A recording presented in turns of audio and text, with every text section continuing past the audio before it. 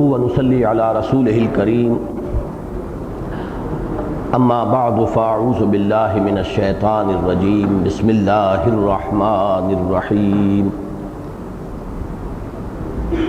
ما صاب من مصيبة إلا بإذن الله ومن يؤمن بالله يهد قلبه والله بكل شيء عليم وأطيعوا الله وأطيعوا الرسول فإن توليتم فإنما على رسولنا البلاغ المبين الله لا إله إلا هو وعلى الله فليتوكل المؤمنون يا أيها الذين آمنوا إن من أزواجكم وأولادكم عدوا لكم فاحذروهم وَإِن تَعْفُوا وَتَصْفَحُوا وَتَغْفِرُوا فَإِنَّ اللَّهَ غَفُورٌ رَحِيمٌ إِنَّمَا أَمْوَالُكُمْ وَأَوْلَادُكُمْ فِتْنَةٌ وَاللَّهُ عِندَهُ أَجْرٌ عَظِيمٌ فاتقوا الله ما استطعتم واسمعوا وأطيعوا وأنفقوا خيرا لأنفسكم ومن يوق شح نفسه فأولئك هم المفلحون إن تقرضوا الله قرضا حسنا يضاعفه لكم ويغفر لكم والله شكور حليم عالم الغیب والشہادۃ العزیز الحکیم صدق اللہ العظیم رب اشرح لی صدری ویسر لی امری واحلل عقدۃ من لسانی یفقہوا قولی اللہم ربنا الہمنا رشدنا واعذنا من شرور انفسنا اللہم ارنا الحق حقا وارزقنا اتباعہ وارنا الباطل باطلا وارزقنا اجتنابہ اللہم ربنا نور قلوبنا بالایمان واشرح صدورنا للاسلام اللہم وفقنا لما تحب وترضى آمین یا رب العالمین۔ سورہ تغابن کے بارے میں آپ کو یہ یاد ہوگا کہ 10 مدنی صورتوں کا جو ایک گلدستہ 27ویں پارے کے آخر سے شروع ہو کر 28ویں پارے کے اختتام تک چلتا ہے، ان میں یہ 8ویں صورت ہے۔ 2 صورتیں ابھی بقایا ہیں، سورۃ الطلاق، سورۃ التحریم۔ لیکن یہ کہ ان صورتوں میں جو 5 صورتیں مسبحات کہلاتی ہیں، جن کا آغاز ہوا ہے سبح للہ یا یسبح للہ کے الفاظ سے، اس سلسلے کی یہ آخری کڑی ہے۔ سب سے پہلی سورہ حدید، پھر سورۃ الحشر، پھر سورۃ الصف، پھر سورۃ الجمعہ اور یہ آخری سورۃ التغابن۔ اول و آخر کے مابین بڑی گہری مشابہت ہے۔ وہ مشابہت آپ پہلے 2 درسوں میں نوٹ کر چکے ہیں کہ سورہ حدید میں پہلی 6 آیات ذات و صفات باری تعالیٰ کے ضمن میں انتہائی جامع مقام ہے قرآن حکیم کا، اور بلند ترین علمی سطح پر بحث ہوئی ہے۔ یہی وجہ ہے کہ اس میں وہ مشکل ترین آیت بھی ہے قرآن مجید کی، هو الاول والآخر والظاہر والباطن وهو بكل شيء علیم۔ یہاں ہم نے دیکھا کہ پہلی 4 آیات اسی طرح اللہ تعالیٰ کی ذات و صفات کے بیان پر مشتمل ہے۔ پھر وہاں ہم نے دیکھا تھا، یاد ہوگا، کہ ان 6 آیات کے بعد آمنوا باللہ ورسولہ وانفقوا مما جعلکم مستخلفین فیہ، 7ویں آیت تھی۔ یہاں یہ ہے کہ 4 آیات کے بعد 3 آیتیں اور آئی تھیں، جس میں ایمان بالرسالت اور ایمان بالمعاد یا ایمان بالآخرت کا بیان بھی آیا۔ پھر آیت آئی فآمنوا باللہ ورسولہ والنور الذی انزلنا واللہ بما تعملون بصیر خبیر۔ تو بہت ہی مناسبت چلی آ رہی ہے۔ البتہ اس میں ایک بات آج نوٹ کر لیجئے سورہ حدید کی ابھی جو میں نے آیت آپ کو سنائی اس میں دو چیزیں آئیں، آمنو اور انفقو، ایمان لاؤ اور خرچ کرو، دو چیزیں کھپا دو، لگا دو۔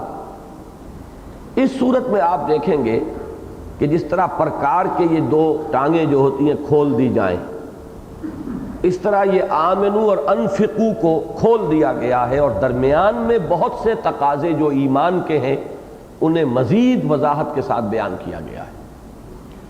لہذا صورت ختم ہوگی اسی مضمون پہ، چونکہ میں نے آیت جو ہے آخری آیت تک پڑھ دیا ہے، وَأَنفِقُوا خَيْرًا لِأَنفُسِكُمْ وَمَنْ يُوقَ شُحَّ نَفْسِهِ فَأُولَٰئِكَ هُمُ الْمُفْلِحُونَ ان تقرضوا اللہ قرضا حسنا یضاعف لکم ویغفر لکم واللہ شکور حلیم، آخری مضمون یہی ہے۔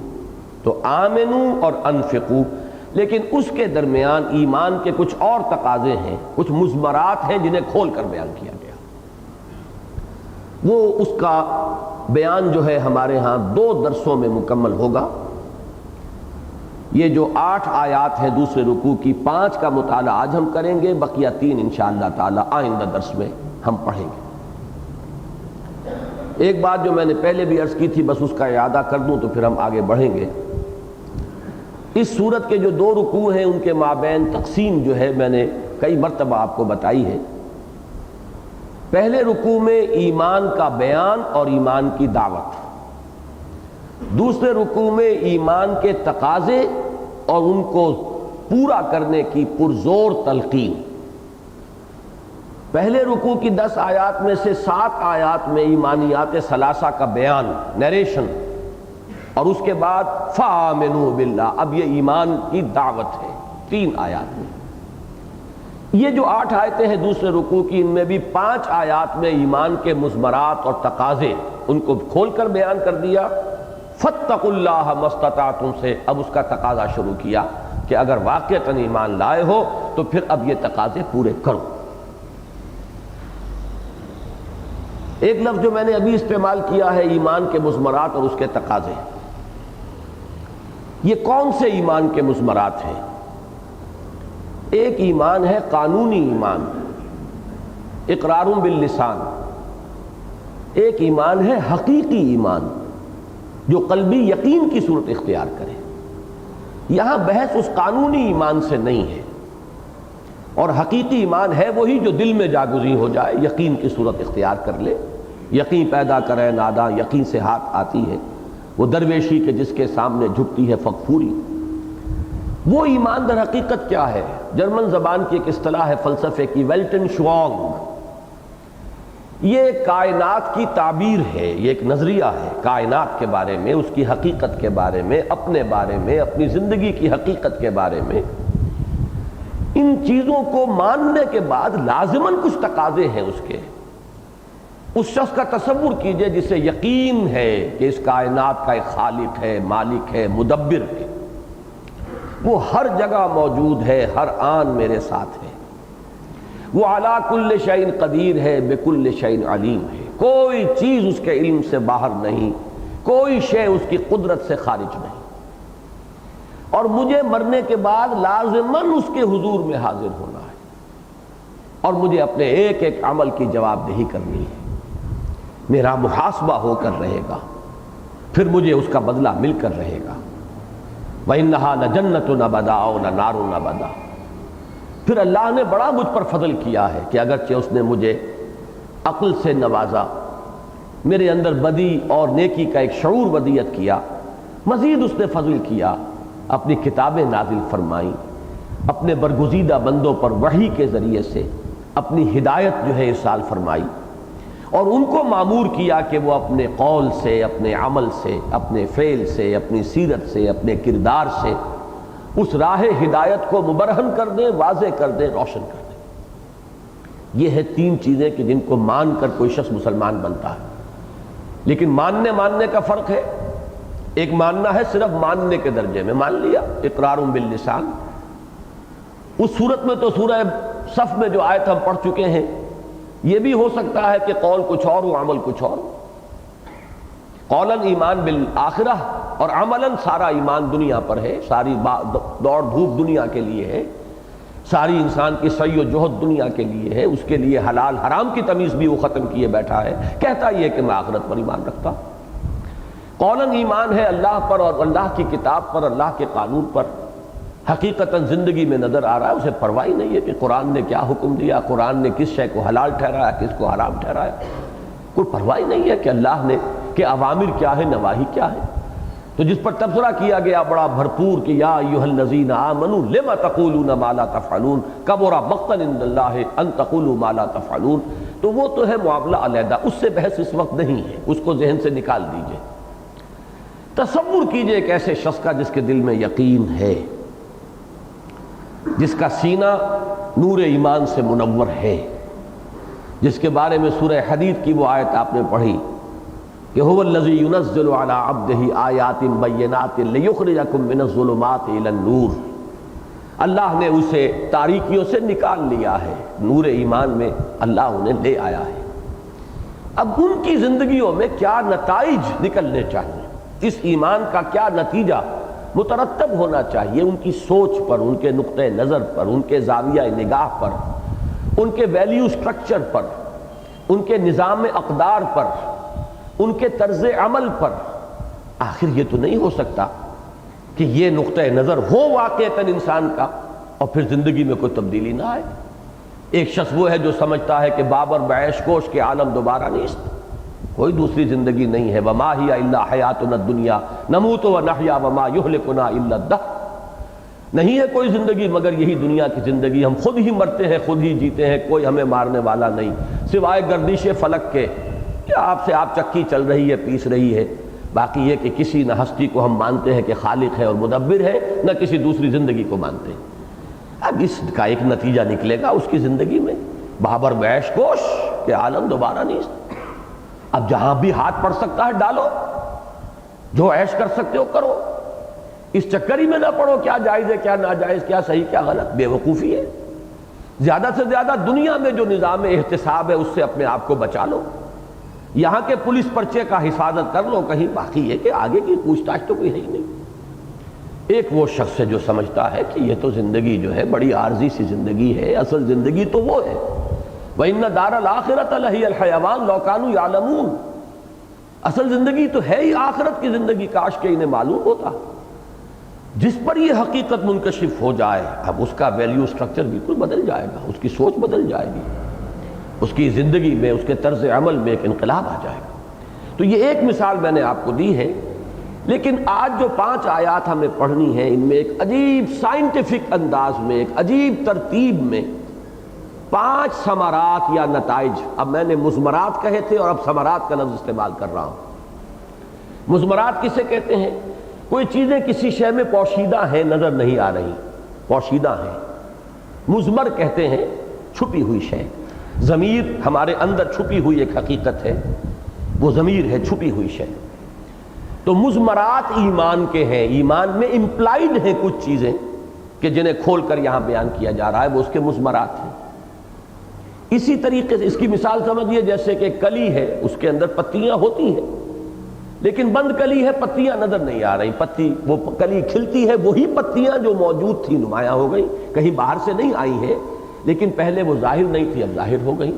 تو جو شے مضمر ہے اسے ظاہر کرنا۔ اور دوسرا لفظ استعمال کیا ثمرات، یہ بڑا اہم لفظ ہے۔ دیکھیے جب آپ دیکھتے ہیں کہ آم کا درخت ہے تو وہ درخت ایک تدریج کے ساتھ ارتقاء کرتے ہوئے پروان چڑھتا ہوا جاتا ہے، پھر اس میں آم لگتا ہے۔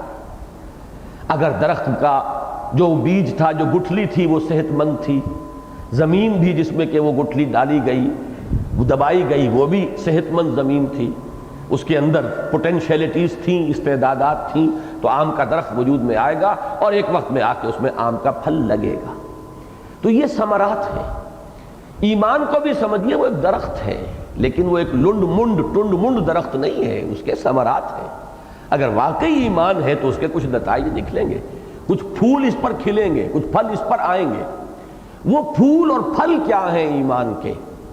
اب ویسے تو یہ کہ ان کو بیان کیا جائے تو لمبی داستان ہو جائے گی، یہاں نہایت جامعیت کے ساتھ 5 آیات میں سمو دیا گیا، اور ان 5 آیات میں بظاہر آدمی جب ان کو پڑھے گا تو معلوم ہوگا نعوذ باللہ من ذالک سمجھانے کے لیے لفظ کہہ رہا ہوں کہ بالکل انمل بے جوڑ سی باتیں ہیں. ایک بات مشرق کی، ایک مغرب کی، ایک یہاں کی، ایک وہاں کی، بظاہر کوئی ربط نہیں ہے. یہ مسئلہ ذرا آج 1-2 منٹ میں لے لوں اس پر کہ سمجھ لیجئے. قرآن مجید ہماری دنیا کی دوسری تصانیف سے بالکل مختلف کتاب ہے. وہاں چیپٹرز ہوتے ہیں معین، اور اس چیپٹر کا جو کنٹینٹس ہیں ان کا خلاصہ اس کے عنوان میں آتا ہے. آپ کو معلوم ہو جاتا ہے کہ یہ عنوان جو ہے دلالت کر رہا ہے کہ اس چیپٹر میں کیا کچھ ہے، کس چیز پر بحث ہوئی ہے. اور پھر یہ کہ دنیاوی تصنیف کا عیب ہے، جو مضمون اس چیپٹر میں بیان ہو گیا اسے پھر کہیں ریپیٹ کریں گے آپ، تو آپ مصنف نہیں ہیں. پھر ایک چیپٹر میں ایک بحث مکمل ہو گئی، اب آگے بڑھیے دوسرے چیپٹر میں، اب پچھلی بات دوبارہ ریپیٹ نہیں ہوگی. پھر چیپٹرز میں آپ سب ہیڈنگز قائم کرتے ہیں، جس سے معلوم ہوتا ہے کہ یہ مضمون جو ہے اس چیپٹر کا کس ترتیب کے ساتھ آگے جا رہا ہے. قرآن مجید ایک ایسی کتاب ہے جس کی صورتیں جو ہے چیپٹرز نہیں ہیں، جس کے نام اس کے مضمون پر دلالت ہی نہیں کرتے، محض بطور علامت ہیں. سورۃ البقرہ، اب یہ گائے کی صورت اس معنی میں نہیں ہے کہ گائے کی اناٹومی اور گائے کی فزیولوجی اور گائے کے فوائد اور گائے کے جو بھی اور اوصاف ہیں وہ اس میں بیان کیے گئے ہوں. تو گائے کا ایک جگہ ذکر آیا ہے کہ گائے ذبح کرنے کا حکم دیا گیا تھا بنی اسرائیل، ذکر ہے. تو یہ صرف بطور علامت نام ہے، پھر نیچے کوئی سب ہیڈنگز نہیں ہے. لہذا اب یہ کام در حقیقت قرآن کے قاری کا ہے، اس کے طالب علم کا ہے. اسے یہاں ربط خود تلاش کرنا پڑتا ہے. یہ میں نے بارہ عرض کیا ہے کہ اسلوب کے اعتبار سے قرآن مجید کا انداز جو ہے، اسلوب جو ہے وہ خطابت کا ہے. یوں کہا جا سکتا ہے کہ قرآن مجید ڈیوائن اوریشنز کی ایک کلیکشن ہے، ایک مجموعہ خطبات الہیہ. اللہ کے خطبے ہیں مختلف اوقات میں جو نازل ہوئے ہیں محمد الرسول اللہ صلی اللہ علیہ وسلم پر، اور خطبوں ہی کی شکل میں حضور نے ڈیلیور کیا ہے، انہیں سنایا ہے لوگوں کو. کتابی شکل میں لکھا ہوا قرآن نازل نہیں ہوا، اور نہ کتابی شکل میں لکھا ہوا منتقل کیا حضور نے. یہ تو بعد میں ہوا ہے، اس کی جو ترتیب ہوئی اور پھر جمع کیا گیا کتابی شکل میں ما بین الدفتین، یہ تو حضرت ابوبکر کے زمانے میں ہوا. اصلاً قرآن زبان سے زبان کو گیا ہے. تو یہ ہے ایک کلیکشن آف ڈیوائن اوریشنز، اور اس میں آپ دیکھتے ہیں مضامین دہرا دہرا کر آتے ہیں. قصہ آدم و ابلیس 7 صورتوں میں موجود ہے، لیکن ہر صورت کا اپنا ایک مضمون ہے. اس مضمون میں قصہ آدم و ابلیس کا وہ پہلو آئے گا جو اس مضمون سے متعلق ہے. دوسری جگہ اسی قصے کا ذکر ہوگا تو وہ کسی دوسرے رخ سے ہوگا کہ جو اس صورت کا جو ایکسس ہے، اس کا عمود ہے، جو اس سے متعلق ہے. لہذا یہاں آپ دیکھتے ہیں کہ چیزیں ریپیٹ ہوتی ہیں. لیکن اس وقت جو کچھ مجھے عرض کرنا تھا وہ یہ ہے کہ ہمیں ربط اور ترتیب قرآن میں تلاش کرنی ہوگی. اس کی گہرائیوں میں غوطہ زنی کریں گے تو معلوم ہوگا کہ یہاں کس ترتیب سے بات ہو رہی ہے. اب یہ جو 5 آیات ہیں اس کے لیے پہلے سے سمجھ لیجئے کہ ترتیب کیا ہے اس میں، تاکہ آسانی ہو جائے. دیکھیے، ایک انڈیویجول کو فرض کیجئے، ایک انسان، میں بھی ایک فرد ہوں، آپ بھی ایک فرد ہیں، زید، بکر، عمر سب ایک فرد ہے. ایک فرد پر اس کی شخصیت جو ہے اس کے 2 رخ ہیں. کچھ حالات اس پر وارد ہوتے ہیں، تکلیف آ گئی، کوئی مسرت کا موقع آ گیا، بیماری آ گئی، صحت ہو گئی، کوئی مقدمہ اچانک آ پڑا، کہیں ایکسیڈنٹ ہو گیا، ٹانگ ٹوٹ گئی، کوئی عزیز فوت ہو گیا، کوئی بہت بڑا لاس ہو گیا، یا کوئی بہت بڑا اچانک گین ہو گیا. یہ چیزیں ہیں جو اس پر وارد ہو رہی ہیں. یہ تمام چیزیں ہیں جن سے انسان تأثر قبول کرتا ہے، یہ اس پر مؤثر ہیں، اثر انداز ہوتی ہیں. یہ اس کی شخصیت کا ایک ریسیپینٹ پہلو ہے، وصول کرنے والا، کہ خارج سے حالات اور کیفیات اس پر وارد ہو رہی ہیں. اس کی انڈیویجول شخصیت کا دوسرا پہلو کیا ہے؟ اس سے کچھ اعمال صادر ہو رہے ہیں. یہ صدور، صادر ہونا، یہ اس سے خارج ہو رہا ہے. اس کے ہاتھوں سے کوئی عمل ہوا ہے، اس کی آنکھ کچھ دیکھ رہی ہے، اس کے پاؤں کہیں چل رہے ہیں، اس کا ذہن کوئی نقشہ بنا رہا ہے، کوئی عزائم جو ہے اس کو پروان چڑھا رہا ہے، امنگیں ہیں، ولولے ہیں. یہ مختلف اعضاء و جوارح ہیں جس سے اس کے اعمال صادر ہوتے ہیں. انسانی شخصیت کو ایک انڈیویجول کی حیثیت سے فرض کر کے اس کے یہ دو اسپیکٹ سامنے رکھ لیجئے. ایک وہ حالات و کیفیات جو انسان پر وارد ہوتی ہیں، ایک وہ افعال و اعمال جو انسان سے صادر ہوتے ہیں. یہ ایک انڈیویجول کی شخصیت کے دو رخ ہیں. اس کے بعد یہ کہ انسان گریگوریس اینیمل ہے، مل جل کر رہتا ہے، متمدن حیوان ہے. اب اس کی انڈیویجول شخصیت کے گرد کچھ غلاف ہیں، کچھ رشتہ داریاں ہیں جن میں یہ جکڑا ہوا ہے. کسی کا یہ بیٹا ہے، کسی کا باپ ہے، کسی کا بھائی ہے، کسی کا شوہر ہے، یا کوئی کسی کی بیوی ہے، کسی کی ماں ہے، کسی کی بیٹی ہے، کسی کی بہن ہے. پھر قبیلہ ہے، قبیلے کے بعد قوم ہے. یہ ایک جکڑ بند ہے، ایک معاشرتی تعلقات کا، علائق دنیاوی کا، جس میں انسان بندھا ہوا ہے. اور دوسرے مادی جو اسباب و وسائل ہیں اس زندگی کے لیے، یہ دو چیزیں ہیں کہ جس میں ان کی شخصیت گھری ہوئی ہے. یہ گویا کہ غلاف ہیں جو اس کی شخصیت کے گرد لپٹے ہوئے ہیں.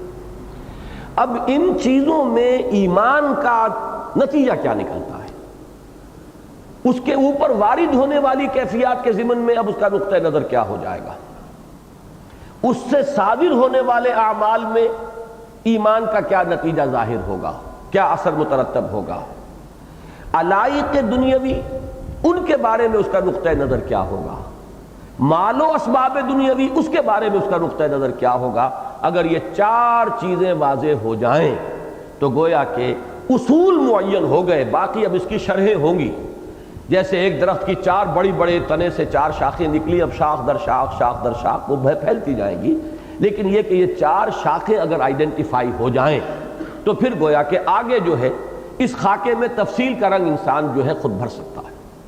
ان چار ایسپیکٹس کو ذہن میں رکھیے. اور اب آئیے سب سے پہلی شے، انسان پر وارد ہونے والے حالات و کیفیات، کوائف. ان میں بھی جیسا کہ میں نے عرض کیا، کچھ ایسے ہوتے ہیں جو خوشگوار ہیں، کچھ ایسے جو ناگوار ہیں. لیکن یہ کہ ان کے بارے میں نقطہ نظر کیا ہے. ایک شخص کے جو خدا کو یا جانتا نہیں، اللہ کو مانتا نہیں، یا مانتا ہے تو سرسری طور پر مانتا ہے، وہ اس کے دل کے اندر اس کی معرفت جو ہے وہ جاگزی نہیں ہوئی. وہ کیا سمجھے گا جو کچھ ہو رہا ہے کوئی اندھا بہرا مادہ ہے، کوئی قوتیں ہیں، فزیکل فورسز ہیں، ان کا انٹرپلے ہے، اس سے یہ حالات و واقعات وجود میں آ رہے ہیں. اس پہ مجھے کبھی مصیبت آ جاتی ہے، کبھی تکلیف آ جاتی ہے، کبھی سیلاب آ گیا ہے، کبھی کوئی اور ہے، گھر میں آگ لگ گئی ہے، کوئی عزیز میرا فوت ہو گیا ہے.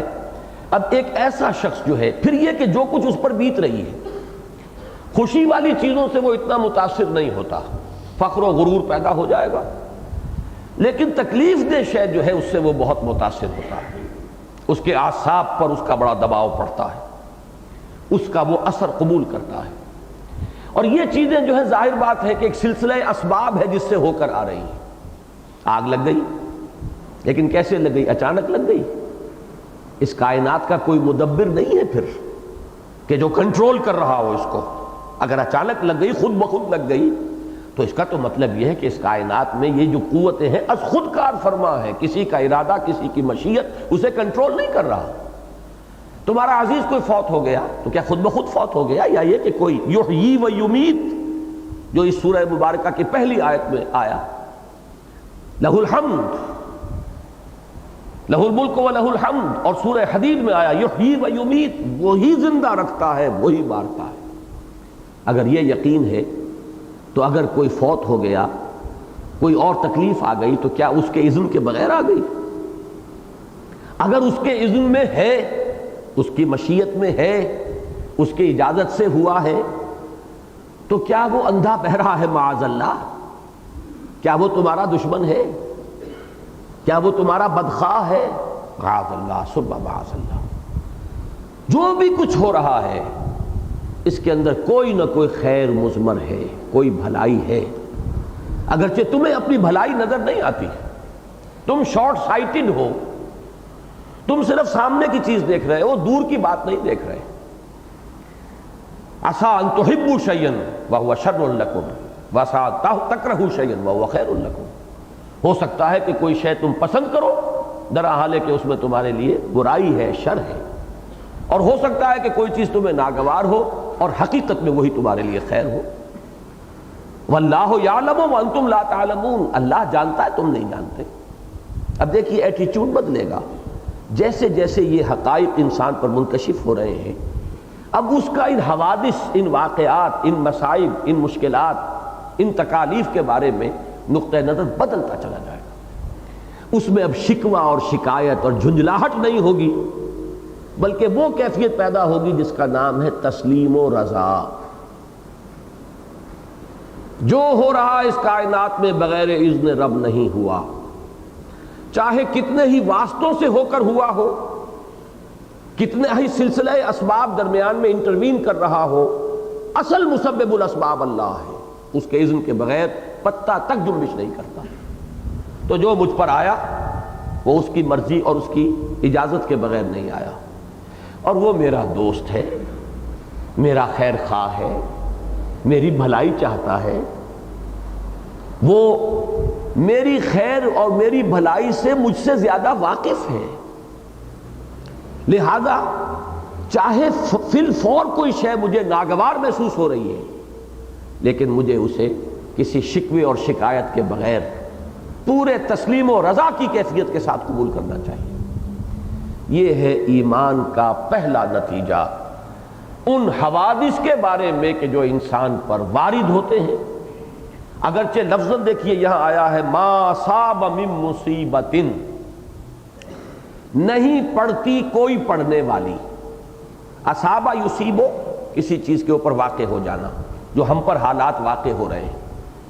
لفظاً اس میں اطلاق ہوگا دونوں چیزوں پر، چاہے وہ ہمارے لیے دل خوش کن ہے اور چاہے وہ ہمارے لیے ناگوار ہے، پڑھنے والی شے ہے جو آ رہی ہے۔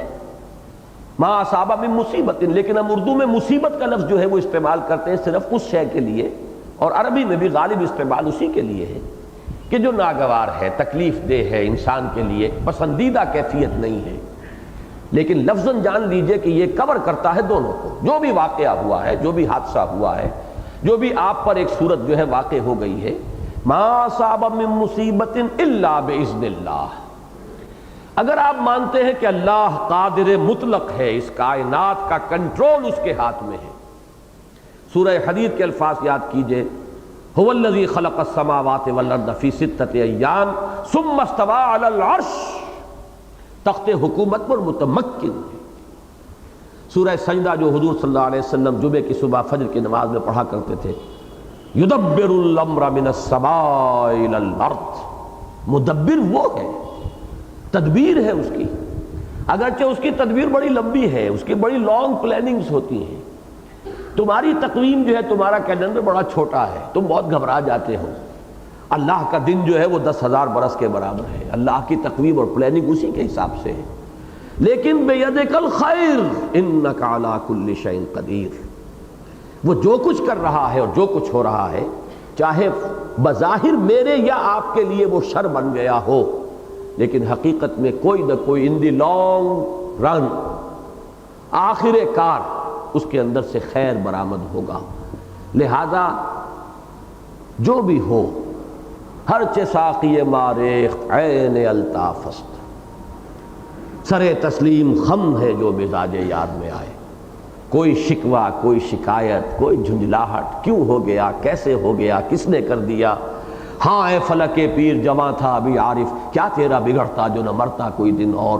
یہ شکوے، یہ رنج، یہ غم، یہ در حقیقت یہ محجوبیت کی علامت ہے، اللہ سے دور ہونے کی علامت ہے، معرفت خداوندی سے محروم ہونے کی علامت ہے۔ جہاں ایمان آئے گا اور یقین ہوگا کہ پتہ تک اس کے اذن کے بغیر جنبش نہیں کھاتا، وہاں تسلیم و رضا کی کیفیت ہوگی۔ یہاں ذرا میں چاہوں گا کہ تقابل کر لیں، سورہ حدید میں نے کہا تھا اول و آخر بہت گہری مناسبت ہے ان دونوں صورتوں میں۔ اس آیت کا ترجمہ پہلے مکمل کر لیں، ما صاب من مصیبت الا باذن اللہ، نہیں پڑتی کوئی پڑھنے والی مگر اللہ کے اذن سے، اذن رب کے بغیر پتہ تک جنبش نہیں کرتا۔ البتہ اس لفظ اذن کا اور اللہ کی رضا کا فرق ہے۔ میں نے ارادہ کیا کہ ہاتھ اٹھاؤں، نہیں اٹھا سکتا جب تک کہ اللہ کا اذن نہ ہو، اللہ کے اذن کے بغیر نہیں ہے یہ۔ لیکن اللہ راضی ہے یا ناراض یہ بات علیحدہ ہے.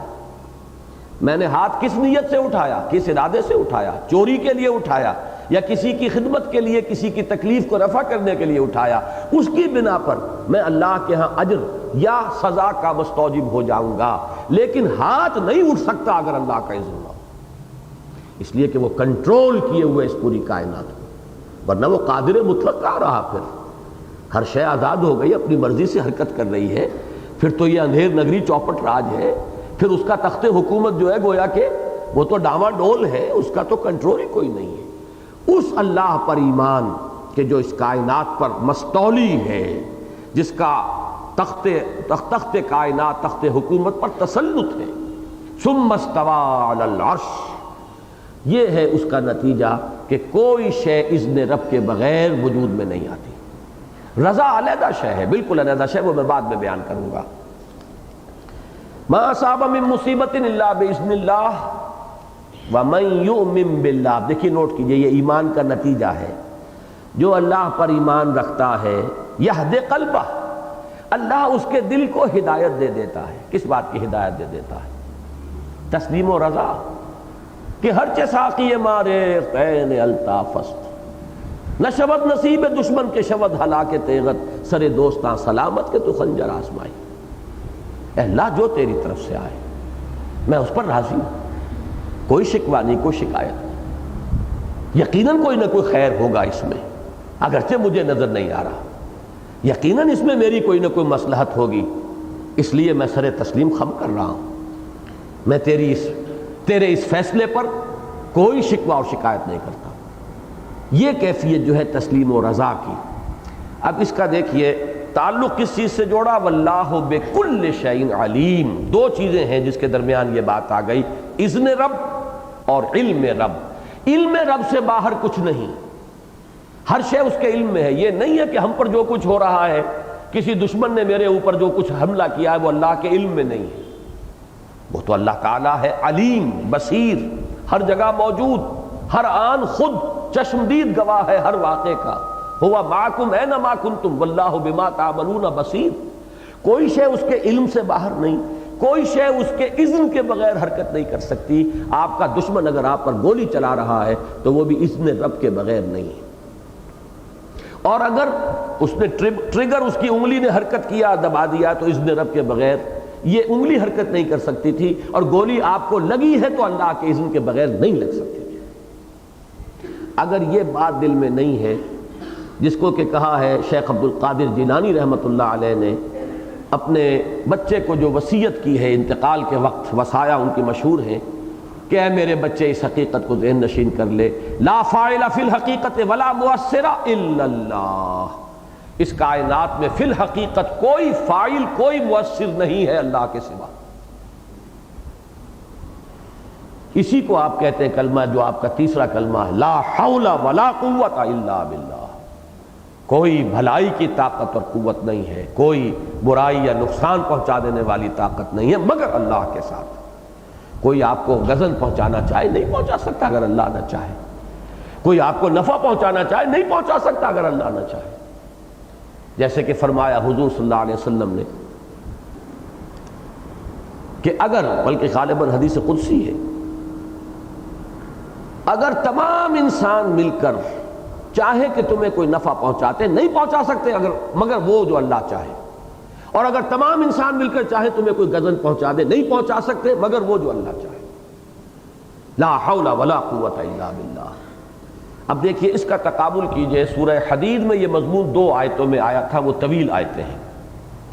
ما صاب من مصیبت فی الارض ولا فی انفسکم، یہ الفاظ اضافی ہو گئے. نہیں پڑتی کوئی پڑنے والی نہ زمین میں نہ تمہاری جانوں میں. زمین میں وہ مصیبتیں ہیں جو بڑے پیمانے پر آتی ہیں، جیسے ابھی ہمارے ہاں سیلاب آیا تھا، کہیں زلزلہ آ جائے. ولا فی انفسکم، نہ تمہاری جانوں میں، بیماری آ گئی، تکلیف آ گئی، ایکسیڈنٹ ہو گیا، یہ تمہاری جانوں میں. الا فی کتاب من قبل ان نبراہا، مگر وہ پہلے سے درج ہے ایک کتاب میں، اس سے قبل کہ اسے ہم ظاہر کریں. یہ کتاب کون سی کتاب ہے؟ علم الہی کی کتاب ہے، جس میں ہر شے پہلے سے موجود ہے. عالم ما کانا و ما یکون، جو ہونا ہے وہ بھی اس کے علم میں ہے کہ نہیں، لہذا وہ اللہ کے علم کی کتاب میں درج ہے۔ ان ذالک علی اللہ یسیر، یقیناً یہ اللہ پر بہت آسان ہے۔ اب آگے فرمایا لِکَیْ لَا تَعْصَوْا عَلَىٰ مَا فَاتَکُمْ، تاکہ جو چیز تم سے چھوٹ جائے، جاتی رہے، موقع ہاتھ سے نکل گیا، مال ہاتھ سے نکل گیا، کوئی عزیز آپ کا فوت ہو گیا، لفظ فوت آیا ہے، لِکَیْ لَا تَعْصَوْا عَلَىٰ مَا فَاتَکُمْ وَلَا تَفْرَحُوا بِمَا آتَاکُمْ، اور جو کچھ اللہ تمہیں دے دے اس پر اطرایا نہ کرو۔ ان اللہ واللہ لا يحب كل مختال فخور، اللہ کو یہ شیخی خورے پسند نہیں ہے۔ اب دیکھیں اس آیت میں وہ بات کھل کر آ گئی جسے یہاں یہد قلبہ کے ایک لفظ میں کہا گیا۔ اللہ اس کے دل کو ہدایت دے دیتا، کیا ہدایت دے دیتا ہے؟ کہ کوئی شے نکل گئی، جاتی رہی، نقصان ہو جائے تو اس کے اوپر افسوس نہ کیا کرو۔ کوئی شے مل گئی، اچانک گھر بیٹھے کوئی دولت آ گئی، چھپر پھاڑ کر کچھ دے دیا اللہ نے، کوئی خوشی کا موقع آ گیا، اس پہ اطرایا نہ کرو۔ یہ دو کیفیات جو ہیں، اس میں جب آدمی کا یہ پینڈولم جو ہے سوئنگ کرتا ہے ادھر سے ادھر تک، تو اس کا میں نے ایک فارمولہ بیان کیا ہے، جتنا اس پینڈولم کا سوئنگ جو ہے زیادہ براڈ ہوگا، کہ ذرا خوشی آ گئی تو اترا رہے ہیں اور پھولے نہیں سما رہے، ذرا تکلیف آ گئی تو یئوساً کفور ہو کر بیٹھ گئے ہیں، یہ جتنا پینڈولم زیادہ ہوگا اتنی ہی اللہ سے محجوبیت ہے اور دوری ہے، اور جتنا اللہ سے قرب ہوگا اس پینڈولم کا جو حرکت ہے کم سے کم ہوتی چلی جائے گی، یہاں تک کہ وہ صورت پیدا ہو جائے کہ انسان ایک چٹان کے مانند رہے، بدلتے ہوئے حالات سے کوئی تاثر قبول نہ کرے۔ تکلیف آئی ہے تو رب کی طرف سے صبر ہے، شکر ہے، کوئی اگر راحت آ گئی ہے رب کی طرف سے شکر ہے، اس کا احسان مانو۔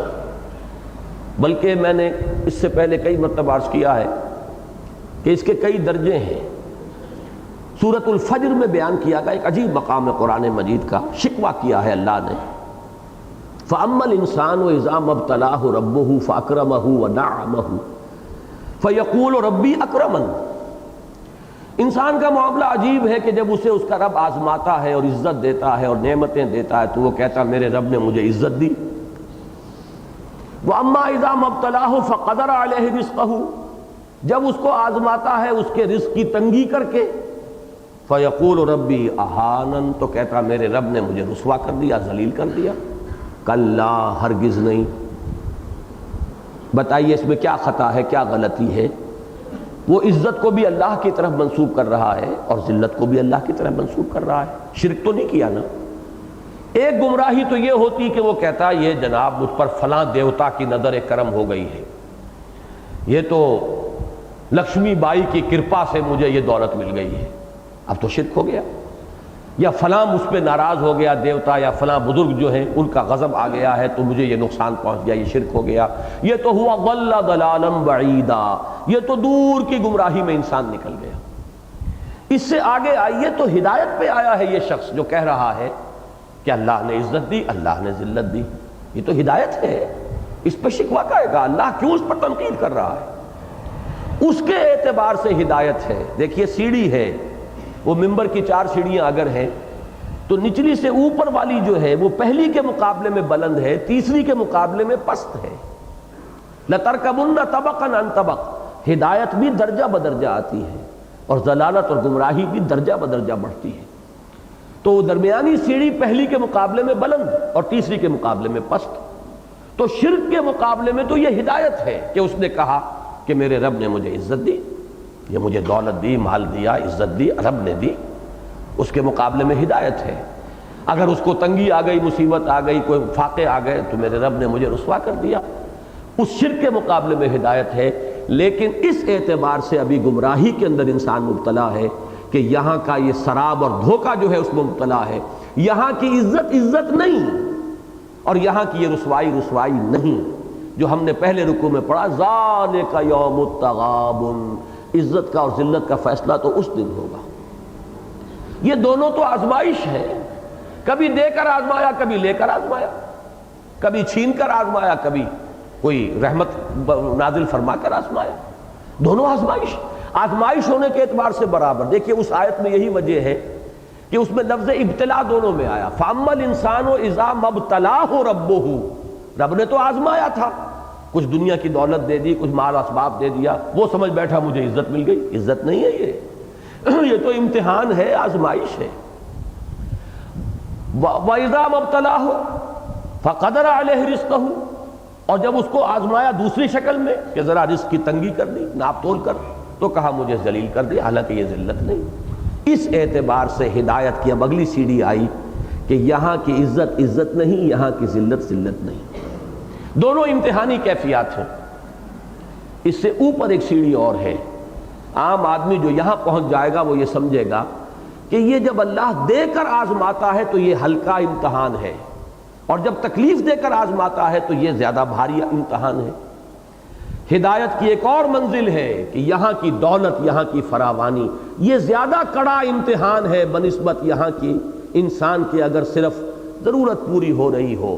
اگر یہاں کی شہرت مل گئی ہے تو زیادہ بڑے امتحان میں آ گیا انسان بنسبت اس کے کہ کوئی اسے جانتا نہ ہو۔ یہاں اقتدار نصیب ہو گیا ہے تو زیادہ کٹھن ہو گئی اس کی آزمائش بنسبت اس کے کہ اس کے ہاتھ میں کوئی اختیار نہ ہو۔ یہاں دولت زیادہ مل گئی ہے تو زیادہ حساب دینا پڑے گا قیامت کے دن بنسبت اس شخص کے جس کے بارے میں حضور نے فرمایا سبق المفردون، جو ہلکے پھلکے تھے وہ آگے نکل جائیں گے۔ یہ جو بھاری بھرکم ساز و سامان لیے بیٹھے ہیں، ان کا تو جب انکم ٹیکس والے حساب لینے بیٹھتے ہیں تو دن میں تارے نظر آ جاتے ہیں، جب اللہ کے ہاں حساب دینا پڑے گا تو ہوش ٹھکانے آ جائیں گے۔ وہ جو یہاں ہلکے پھلکے تھے وہ نکل جائیں گے، اس لیے کہ ان کا حساب اتنا ہی ہلکا ہو۔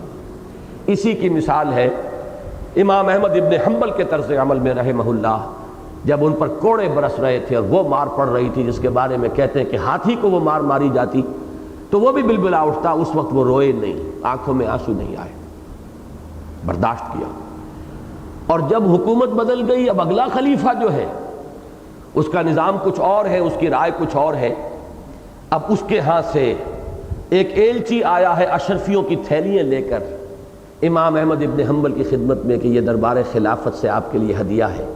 اس وقت رو پڑے کہ پروردگار میں اس امتحان کے قابل نہیں ہوں، یہ امتحان بہت کڑا ہے، یہ بہت بھاری ہے، سختی کو آدمی جھیل جاتا ہے۔ لالچ والا امتحان جو ہے اور دنیا کی دولت کے اندر کہ جو انسان کے لیے آزمائش مضمر ہے، یہ زیادہ کڑی ہے بنسبت اس کے۔ تو یہ ہے انتہا اس ہدایت کی جو وہاں سے چلی ہے۔ ایک ضل ضلالا بعیدہ ہے کہ فلاں دیوی یا دیوتا یا فلاں آلہہ جو ہے ان کی وجہ سے ہو رہا ہے۔ ایک یہ کہ آپ نے دونوں چیزوں کو منسوب تو کیا اللہ کی طرف، لیکن یہاں کی عزت کو عزت سمجھا، یہاں کی ذلت کو ذلت سمجھا۔ ایک یہ کہ نہیں، یہ دونوں اصل میں امتحان ہے۔ اور اس سے آخری بات کیا ہے کہ بظاہر عزت والا امتحان اگرچہ ہلکا نظر آتا ہے، حقیقت میں کڑا ہے، مشکل ہے، بھاری ہے، اس میں پورا اترنا، کامیاب ہونا مشکل تر ہے بنسبت اس کے جس کو حضور نے فرمایا ما قل و کفا خیر مما کثر و الہا، جو کم ہو لیکن کفایت کر جائے، آدمی کی ضرورتیں پوری ہو جائیں، کہیں بہتر ہے اس سے کہ کثرت ہو، بہت مال و اسباب ہو، لیکن اس کثرت اور مال و اسباب کی جو بہتات ہے اس کا نتیجہ نکلتا ہے غفلت، غافل ہو جائے گا آدمی۔ تو ما قل و کفا خیر مما کثر و الہا۔ اب اس کو پھر پڑھیے اس آیت کو، یہ جو حالات وارد ہو رہے ہیں۔ اب دیکھیے اس کے لیے ہمارے ہاں شاعری میں مختلف جگہوں پر اس کے لیے بڑی عمدہ تعبیرات ہیں۔ اس کے لیے میں نے عرض کیا کہ مقام لکھ لیجئے، یہ صوفیہ کے ہاں زیر بحث آتی ہیں یہ چیزیں، یہ فقہ کی کتابوں میں نہیں ملیں گی۔ فقہ کی کتابوں میں کتاب الطہارت ہے، کتاب المیاہ ہے، کتاب الصلاۃ ہے، وہ ظاہر شریعت سے بحث کرنے والی چیزیں ہیں۔ یہ باطنی کیفیات ہیں انسان کے اندر کی، ان میں آپ کو ملے گا ایک مقام، مقامات کہلاتے ہیں یہ صوفیہ کے ہاں، ایک مقام تسلیم و رضا، جو آ رہا ہے اس پر شکوہ نہ ہو، اس لیے کہ اللہ کے اذن کے بغیر نہیں ہے، اور یقیناً اس میں کوئی نہ کوئی ہمارا خیر ہے، چاہے اس وقت وہ چیز ہمیں بڑی ناگوار محسوس ہو رہی ہے۔ ایمان باللہ کا یہ تقاضا ہے۔ اسی لیے دیکھیے اکبر الہ آبادی نے کہا، بڑا پیارا شعر ہے، رضائے حق پہ راضی رہ، یہ حرف آرزو کیسا، یوں ہونا چاہیے، ایسا نہیں ہونا چاہیے، تم ہو کون؟ تم اللہ کو پڑھانا چاہ رہے ہو، تمہارا علم محدود، تمہارے پیمانے محدود، یوں ہو جانا چاہیے، یوں ہونا چاہیے تھا، ایسا نہیں ہونا چاہیے تھا، آپ ہے کون؟ آپ کیسے کہہ سکتے ہیں کہ نہیں ہونا چاہیے تھا؟ رضائے حق پہ راضی رہے، یہ حرف آرزو کیسا، خدا خالق، خدا مالک، خدا کا حکم تو کیسا؟ تم ہو کون؟ اسی لیے ایک حدیث ہے ان کلمۃ لو تفتح عمل الشیطان، یہ لو کاش کہ یوں ہوتا، یہ در حقیقت شیطان کے عمل کا آغاز ہو جاتا ہے یہاں سے۔ اس کا مطلب یہ ہے کہ جو ہوا ہے آپ سمجھتے ہیں کسی اور کے اذن سے ہوا یا اللہ کے اذن سے ہوا؟ اللہ کے اذن سے ہوا۔ جب تک کوئی شے ہوئی نہیں ہمیں نہیں معلوم کہ اللہ کا اذن کس شے میں ہے، جب ہو گئی تو اب تو ثابت ہو گیا ایک موحد کے نزدیک کہ اللہ کا اذن یہی تھا۔ جب اللہ کا اذن یہ تھا تو بندے کی حیثیت سے تمہارا کام تسلیم و رضا ہے، رضائے حق پہ راضی رہے۔ یہ حرف آرزو کیسا؟ خدا خالق، خدا مالک، خدا کا حکم تو کیسا؟ یہی شعر میں نے سنایا آپ کو، مولانا محمد علی جوہر مرحوم ایک دفعہ جیل میں گئے، ایک بچی جوان بیمار ہوئی، فوت ہو گئی۔ دوسری مرتبہ جیل میں گئے، دوسری جوان بچی اسی مرض میں مبتلا ہوئی۔ اب آپ جیل میں اس باپ کی قلبی کیفیت کا تصور کیجئے۔ وہاں سے ایک نظم لکھ کر بھیجی ہے، وہ طویل نظم ہے، آخری شعر اس کا یہ ہے، تیری صحت ہمیں منظور ہے لیکن اس کو نہیں منظور تو پھر ہم کو بھی منظور نہیں۔ اللہ چاہتا ہے، ٹھیک ہے۔ اسی کو صوفیہ کہتے ہیں کل میت فی عید الغسال، ایسے ہو جاؤ جیسے کہ میت ہوتی ہے غسال کے ہاتھ میں۔ جو ہو رہا ہے اللہ کے اذن سے ہو رہا ہے، اس پر شکوہ شکایت کیا؟ Why to resist? نہ ریزسٹ ایکچول ہوگا اور نہ ریزسٹ دل میں ہونا چاہیے۔ کوئی اس پر رنج اور غم اور صدمہ اور یہ اور وہ، یہ چیز در حقیقت علامت ہے دوری، محجوبیت، اللہ کی معرفت سے محرومی کی۔ اقبال گئے ہیں اس میں آخری کلائمیکس پر۔ ان کا شعر جو ہے میرے نزدیک چوٹی کا شعر ہے، برو کشید ز پیچا کہ ہست و بود مرا، چه اقدہا کے مقام رضا کشود مرا۔ یہ مقام رضا نے میرے کیسے کیسے عقدے حل کر دیے کہ جو ما شاء اللہ کانا وما لم یشاء لم یکن، جو اللہ نے چاہا وہ ہوا اور جو اللہ نے نہیں چاہا وہ ہو ہی نہیں سکتا تھا۔ تو ہم کاہے کے لیے بیٹھ کر اپنے اس رنج اور غم اور پیچ و تاب، برو کشید ز پیچا کہ ہست و بود مرا، اس پورے پیچ و تاب سے مجھے تو باہر نکال لیا، چہ عقدہا کہ مقام رضا کشود مرا۔ یہ بات اب میرے تو چونکہ یہ دل پسند موضوعات میں سے ہے، یہ ایمان کے وہ حقائق ہیں کہ جو بدقسمتی سے بالکل، اب چونکہ ہمارے ہاں ہو گئی اسپیشلائزیشن، ان چیزوں سے بحث کی صوفیاء نے، اور صوفیاء سے اس دور میں جو ہے بعد ہے، اس لیے کہ تصور میں بہت سی چیزیں غیر اسلامی بھی آ گئیں۔ لہذا جدید جو ذہن ہے، خاص طور پر ایکٹیوسٹ جو تحریکیں چلا رہے ہیں لوگ، ان کا اکثر و بیشتر جو ان کا حلقہ ہے وہ تصوف سے بڑی قد رکھتا ہے اور بعد ہے اسے۔ اس بعد میں جہاں وہ غلط چیزوں سے بچ گئے، وہاں یہ جو ہیرے موتی تھے اس تصوف کے دامن میں، اس سے بھی انسان محروم ہو کر رہ گیا ہے۔ یہ چیزیں ہماری بحث ہی سے خارج ہو گئی ہیں۔ اس لیے میں پورے شد و بد کے ساتھ، پورے زور شور کے ساتھ ان چیزوں کو بیان کرتا ہوں کہ یہ جو سورہ حدید میں کہا گیا ما صاب من مصیبت فی الارض ولا فی انفسکم الا فی کتاب من قبل ان نبراها ان ذلک علی اللہ یسیر لکی لا تعصوا علی ما فاتکم ولا تفرحوا بما آتاکم واللہ لا یحب کل مختال فخور۔ یہاں فرمایا ما صاب من مصیبت الا باذن اللہ ومن یؤمن باللہ یہد قلبہ واللہ بکل شیء علیم۔ یہ کون سی عظیم حقیقت ہے کہ جن کو یہاں بیان کیا جا رہا ہے۔ اس میں ایک مغالطہ نہیں ہونا چاہیے، وہ میں ذرا بیان کر دوں۔ یہ جو درمیان کا سلسلہ اسباب ہے، میں نے اس وقت جو توحید کا ایک آخری نتیجہ ہے وہ بیان کیا ہے، لیکن اس میں نفی نہیں ہے ان اسباب کی۔ ایک شخص نے آپ کو پتھر مارا، اس ایک ایکشن میں دو کمپوننٹس ہیں۔ ایک اس شخص کا ارادہ ہے آپ کو پتھر مارنے کا، اس نے اٹھا کر پتھر مارا۔ ایک اس میں اللہ کا اذن شامل ہے۔ اس دوسرے حصے کی نفی نہیں ہے۔ دنیا کا نظام اس پر قائم ہوگا، آپ قصاص لے سکتے ہیں، آپ بدلہ لے سکتے ہیں، آپ جو مجرم ہیں ان کو کیفر کردار تک پہنچا سکتے ہیں، آپ انتقام لے سکتے ہیں، اس کی نفی نہیں ہے۔ لیکن یہ جان لیجئے کہ جس شخص نے آپ کو پتھر مارا لاکھ کوشش کرتا اللہ نہ چاہتا تو آپ کو پتھر نہ لگتا. کوئی شخص کتنا ہی اچھا نشانہ باز ہے، وہ آپ کو گولی مارتا، اللہ نہ چاہتا تو گولی آپ کو نہ لگتی. اس کا گولی مارنا ایک حصہ ہے اس عمل کا، اور آپ کو اس گولی کا لگ جانا بالفعل یہ دوسرا حصہ ہے. اس میں یہ دو کمپوننٹس ہیں، ایک اس شخص کا ارادہ، اس کا فعل. یہ چونکہ ارادی فعل ہے لہذا وہ مکلف ہے جزا و سزا کا. نیک کام کیا ہے اسے جزا ملے گی، برا کام کیا ہے سزا ملے گی. اللہ تعالیٰ کی مشیت اس کے ساتھ دوسرا کمپوننٹ ہے. اب آپ ان دونوں کو نگاہ میں رکھیں. دنیا میں تو فرمایا گیا وَلَكُمْ فِي الْقِصَاصِ حَيَاةٌ يَا أُولِي الْأَلْبَابِ، اے ہوش مندو قصاص میں زندگی ہے. آپ کے ایک شخص نے تھپڑ مارا ہے، اگر آپ اس کو جوابی تھپڑ رسید نہیں کریں گے اس کا حوصلہ بڑھ جائے گا، وہ کسی اور کو بھی جا کر لگائے گا. اس کو تھپڑ رسید ہو جائے گا تو آگے کے لیے ہوش اسے آ جائے گا. تو دنیا کا نظام جو ہے وہ تو قصاص پر مبنی ہے. البتہ یہ ہے کہ دل کی اندر کی کیفیت کہ یہ جو تھپڑ آیا ہے یہ میرے رب کے اذن کے بغیر نہیں آیا مجھے، یہ دل کی کیفیت کا معاملہ ہے، یہ اندرونی معاملہ ہے. قانون اس سے بحث نہیں کرے گا. اب اگر آپ اس بات کو نہیں جانتے تو اب پیچ و تاب کھاتے رہیں گے بیٹھے ہوئے، اور آپ ابلتے رہیں گے اور جوش کھاتے رہیں گے.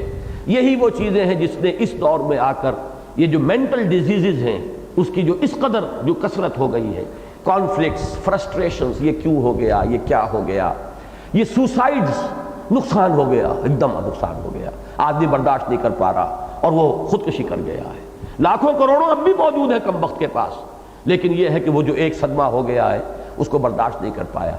یہ جو پینڈولم کی سوئنگ ہو رہی ہے اندرونی کیفیات کے اندر، یہ ہے جو اس وقت ہماری گفتگو کا موضوع ہے، جس کو قرآن مجید میں فرمایا گیا ہے کہ انسان کا معاملہ یہ اذا انعمنا علی الانسان اعرض ونأى بجانبہ واذا مسہ الشر کان یئوسا. یہ انسان کا پینڈولم جو ہے، کچھ مل گیا تو اترا رہے ہیں، اکڑ رہے ہیں، وہ پھولے نہیں سما رہے. کچھ گم گیا، کوئی ہاتھ سے جاتا رہا، نقصان ہو گیا تو بالکل چرمر ہو کر رہ گئے ہیں، کمر ہمت ٹوٹ گئی ہے، بالکل مایوس ہو کر بیٹھ رہے ہیں. یہ کیفیات ہے جن سے انسان کو بچاتی ہے یہ تسلیم و رضا کی کیفیت. برون کشید ز پیچا کے ہست و بود مرا چہ اقدہا کے مقام رضا کشود مرا. تو ان دونوں چیزوں کو ایک دوسرے میں گڑبڑ نہ کریں. جو شے آ رہی ہے، اب دیکھیے ایک پیاری مثال آج میرے ذہن میں آئی تھی.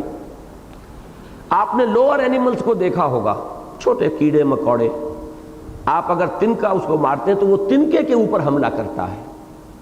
اس کا ابھی جو وہ دماغی نظام ہے وہ اتنا نہیں ہے کہ وہ یہ سمجھے کہ یہ تنکا کوئی شے نہیں ہے، اصل میں تو وہ ہے جو تنکے کو ہلا رہا ہے. وہ نہیں جانتا، اس لیے کہ اس کا ابھی لیول بہت پست ہے، وہ تنکے ہی کو کاٹے گا. لیکن ذرا سانپ اور کتے پر، یہ اب ایوولوشن کے ہائر سٹیج پر آ گئی ہے. آپ لاٹھی ماریے، وہ سانپ لاٹھی پر نہیں آئے گا، آپ پر آئے گا. اسے معلوم ہے لاٹھی کوئی شے نہیں ہے، جس کے ہاتھ میں یہ لاٹھی ہے وہ ہے میرا دشمن. کتا جو ہے اس لاٹھی کے اوپر منہ نہیں مارے گا، وہ آپ کے اوپر آئے گا، اس لیے اسے معلوم ہے یہ لاٹھی کوئی شے نہیں، اصل لاٹھی والا ہے.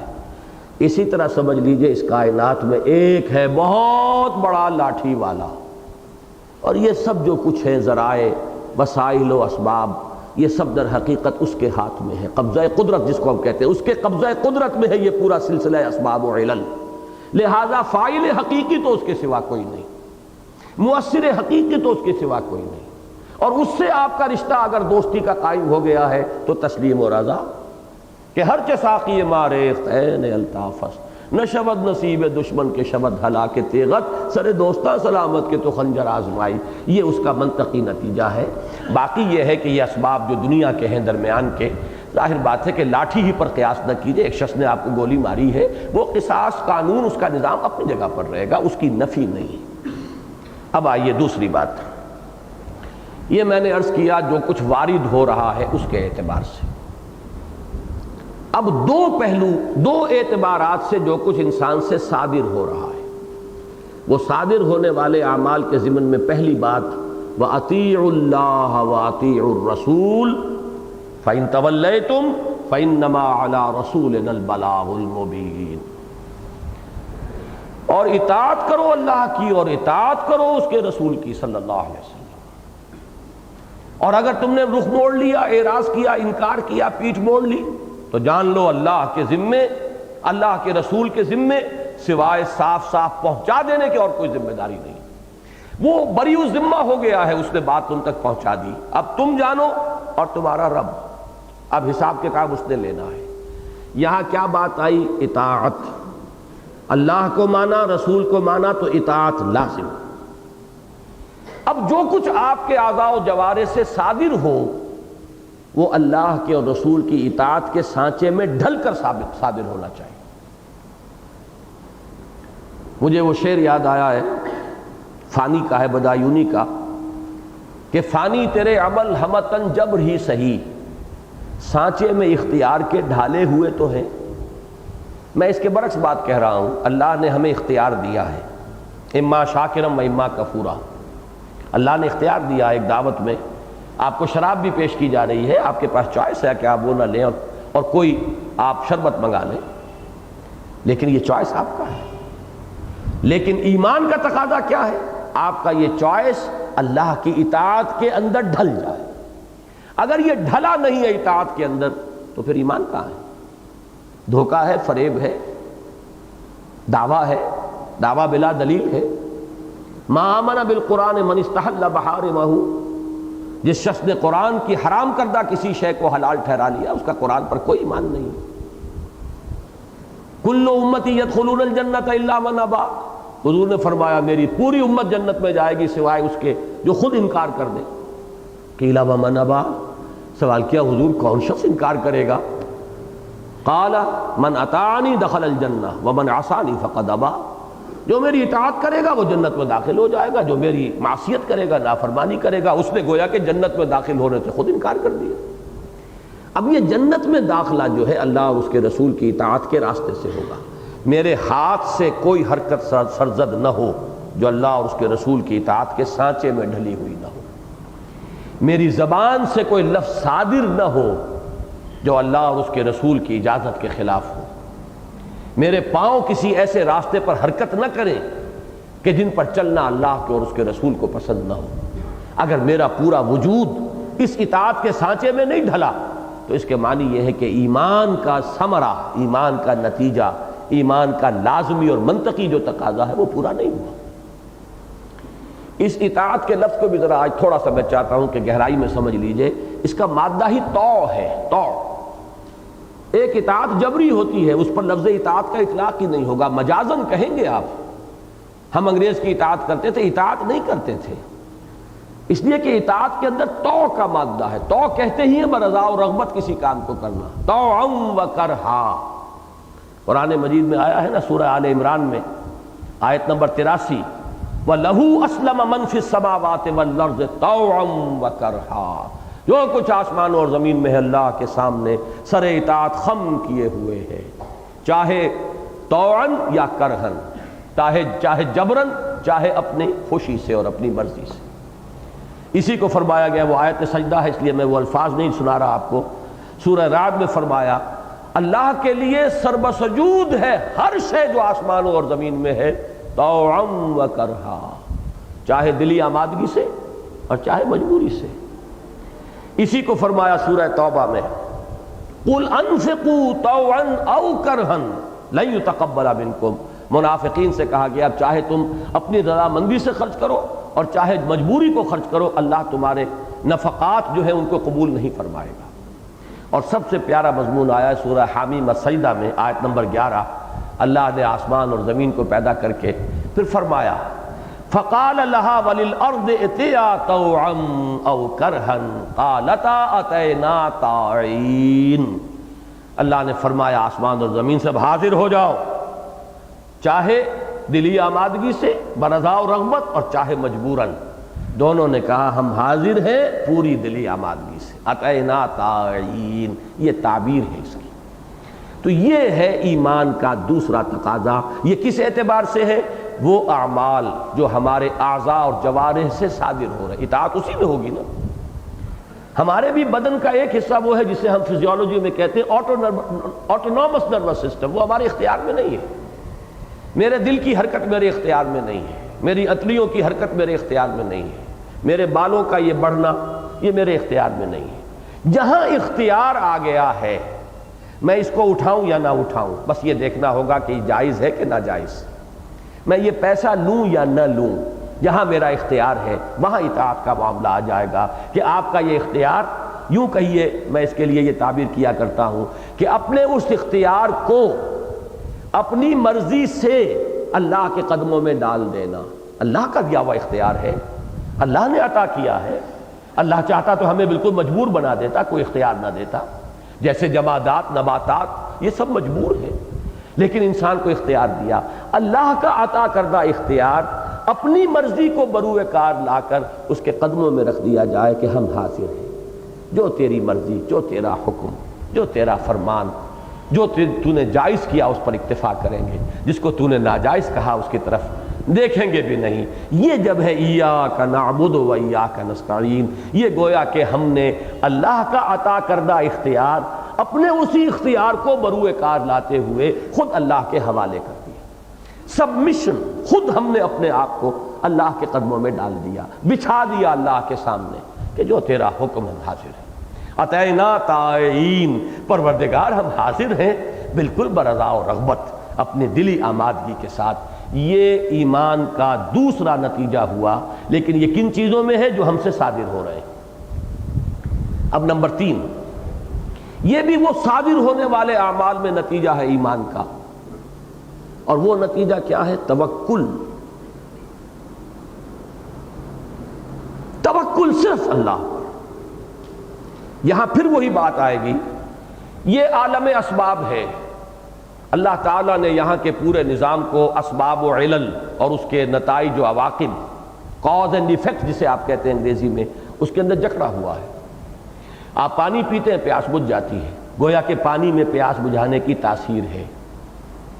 آپ کے پاس کوئی ذرائع موجود ہے کسی کام کو کرنے کے لیے، آپ کو معلوم اطمینان ہے، کار کھڑی ہوئی ہے، بالکل صحیح ہے، میں نے اس کی سروس بھی کرا لی تھی، ٹینک بھی فل کرا لیا تھا، اب صبح اٹھوں گا چل دوں گا، اسباب موجود ہیں۔ لیکن اگر وہ مسبب الاسباب نگاہ سے اوجھل ہو گیا، یہی محجوبیت ہے، نہیں چل سکتے جب تک کہ اللہ کا اذن نہ ہو، نہیں جا سکتے، لاکھ اسباب موجود ہوں، آپ کے ہاتھ میں سوکھا کاغذ ہے اور دیا سلائی ہے، لیکن اگر آپ کو یقین ہے کہ آپ اپنی مرضی سے اس آگ جس طرح چاہیں گے اس کاغذ کو جلا دیں گے، آپ اللہ سے دور ہو گئے، محجوب ہو گئے، آپ نے اللہ کی نفی کر دی، پھر تو سارا معاملہ اسباب و وسائل کا ہو گیا۔ مسبب الاسباب جو ہے وہ تو آؤٹ آف ڈسکشن، بحث سے خارج از بحث ہو گیا، اور وہ آنکھ اوجل پہاڑ اوجل، یہی تو ہے محجوبیت۔ ہم یہ سمجھتے ہیں کہ یہ سب سلسلہ اسباب و علل ہے، لہذا ہوتے ہوتے ہمارا پورا بھروسہ اور توکل جو ہے وہ اسباب و وسائل کے ساتھ جم جاتا۔ یہ ہے ایمان کی نفی۔ جان لو کچھ نہیں ہو سکتا، خواہ سارے اسباب جمع ہو، نہیں ہو سکتا جب تک اللہ نہیں چاہے گا، اور اللہ کو یہ قدرت حاصل ہے کہ کوئی اسباب نہ موجود ہو اور وہ نتیجہ برآمد کر دے۔ اگر یہ یقین نہیں ہے تو ایمان نہیں ہے، اور یہ ایک برننگ فیتھ، لیونگ فیتھ، ایک یقین، کنوکشن، لیونگ کنوکشن اگر نہیں ہے تو ایمان نہیں ہے۔ صورت ایمان ہے، شکل ایمان ہے، لفظ ایمان ہے، اقرار باللسان ہے، حقیقت ایمان نہیں ہے۔ حقیقت ایمان جو اللہ پر توکل، وہ اسباب و وسائل، یہاں بھی دیکھیے وہ دھوکہ نہ ہو جائے کہ اسباب و وسائل سے مستغنی ہو جائیں آپ، یہ بات غلط۔ اسباب و وسائل پر بھرپور محنت کرو، لیکن کبھی یہ نہ سمجھو کہ نتیجہ ان سے نکلے گا۔ نتیجہ وہ نکلے گا جو اللہ چاہے۔ اللہ چاہے تو بغیر اسباب کے نتیجہ پیدا کر دے، اور اللہ نہ چاہے تو سارے اسباب موجود ہو، نتیجہ برابر نہیں ہو۔ یہی بات سورہ کہف میں کہی گئی حضور سے، وَلَا تَقُولَنَّ لِشَيْءٍ إِنِّي فَاعِلٌ ذَلِكَ غَدًا إِلَّا أَن يَشَاءَ اللَّهُ، کبھی نہ کہنا کسی کام کے لیے کہ یہ میں کل ضرور کروں گا، مگر اس استثناء کے ساتھ کہ اگر اللہ نے چاہا۔ میں چاہتا ہوں، میرا ارادہ ہے، میں کرنا چاہتا ہوں، لیکن اللہ چاہے گا تو ہوگا۔ ہماری تہذیب اور ہمارے مجلسی جو ایکسپریشنز ہیں، ان میں جو یہ الفاظ آئیں، یہ ایمان کے مظہر ہیں، یہ ایمان کی علامت ہے۔ کوئی کام بندہ مومن نہیں کہتا مستقبل کے بارے میں انشاءاللہ کے بغیر، یہ میں کرنا چاہتا ہوں انشاءاللہ، یہ انشاءاللہ، ماشاءاللہ، الحمدللہ، سبحان اللہ، در حقیقت یہ ہمارے اس ایمان باللہ کی ایکسپریشنز ہیں جو مختلف کیفیات کے اندر آپ نے کوئی خوبصورت شے دیکھی، سبحان اللہ، شے کی تعریف نہیں کر رہے، شے میں خوبصورتی اللہ کی عطا کردہ ہے، خالق حقیقی وہ ہے، تو تعریف شے کی نہیں ہوگی، اللہ کی ہوگی۔ پانی پیا پیاس بجھی، پانی کی مدح نہیں، الحمدللہ، اللہ کی تاثیر ہے اس کے اندر ڈالی ہوئی۔ اللہ چاہے تو لاکھ پانی پیے چلے جائیں، اور استسقاء کے مرض میں ہوتا ہے پیے جاؤ پیاس نہیں بجھتی، پانی کی تاثیر تو ہے، آپ محروم ہو گئے۔ اسی لیے فرمایا ایک حدیث میں کہ ہر لقمہ جو انسان کے حلق سے نیچے اترتا ہے وہ اللہ سے اذن کا طالب ہوتا ہے کہ میں تیرے اس بندے کے حق میں غذا کا کام دوں، تقویت کا ذریعہ بنوں، یا زہر بن کر لگ جاؤں۔ اسی لیے میں نے وہ جملہ سنایا، لا فاعل فی الحقیقت ولا مؤثر الا اللہ، فی الحقیقت کوئی فاعل اور مؤثر حقیقی موجود نہیں سوائے اللہ کے۔ اب اس کا نتیجہ کیا نکلا؟ اللہ لا الہ الا ہو، اللہ وہ ہستی ہے جس کے سوا کوئی الہ نہیں۔ الہ کے لفظ کے اگرچہ یہ بڑی لمبی بحث ہے، اللہ الہ سے بنا ہے یا علیحدہ جامد کوئی شے ہے، یہ بحث لمبی ہے، میں اس میں اس وقت نہیں جا سکتا، وقت تیزی سے ختم ہو رہا ہے۔ لیکن اس کے جو مختلف آراء ہیں اس لفظ کے الہ کے مادے کے بارے میں، اس میں سب سے بڑی شے ہے علیہ الفصیل الی امہ، علیہ یلہ، اس کے معنی کیا ہے کہ دودھ پیتا بچہ ہے کسی جانور کا، بکری کا بچہ، گھوڑی کا بچہ دودھ پیتا ہوا، ابھی دودھ پیتا ہے اپنی ماں کا، آپ نے اسے کہیں باندھا ہوا ہے رسے سے، رسہ جیسے ہی کھل جائے گا اس کا وہ دوڑتا ہے، لپکتا ہے اپنی ماں کے تھنوں کی طرف، ایسا تیر کی طرح جاتا ہے، یہ آپ کا مشاہدہ ہے۔ یہ ہے علیہ الفصیل الی امہ، اپنی حاجت روائی کے لیے، اپنی تکلیف کو رفع کرنے کے لیے، اپنی کسی مشکل کی کشائی کے لیے کسی کی طرف رجوع کرنا، یہ ہے علیہ یلہ کا اصل مفہوم، سب سے بنیادی۔ ویسے اس کے بڑے اونچے مفہوم بھی ہیں، جیسا کہ میں ابھی جو پہلے سوال جواب کی نشست ہو رہی تھی اس میں عرض کر رہا تھا، لیکن اس کو چھوڑ دیجئے۔ جو سب سے بنیادی ہے لا معبود الا اللہ، معبود وہی ہے کہ جو مشکل کشا ہے، حاجت روا ہے، جو روزی رساں ہے، جو ہماری تمام تکلیفوں کو رفع کرنے والا ہے، وہ ہے، اس کی طرف رجوع کرتے ہیں۔ تو اب ان تمام چیزوں میں انسان رجوع کرتا ہے، کیوں؟ کہ یہ امید ہوتی ہے کہ یہ میری ضرورت پوری کر سکتا ہے۔ تو جان لو کہ یہ مقام سوائے اللہ کے اور کسی کا نہیں، لا الہ الا اللہ۔ تکلیف کا رفع کرنا ہے تو اس کی طرف رجوع کرو، مشکل کو حل کرنا ہے تو اس کی جناب میں التجا کرو، کوئی ضرورت ہے اس کو پورا کرنا ہے تو اس سے مانگو۔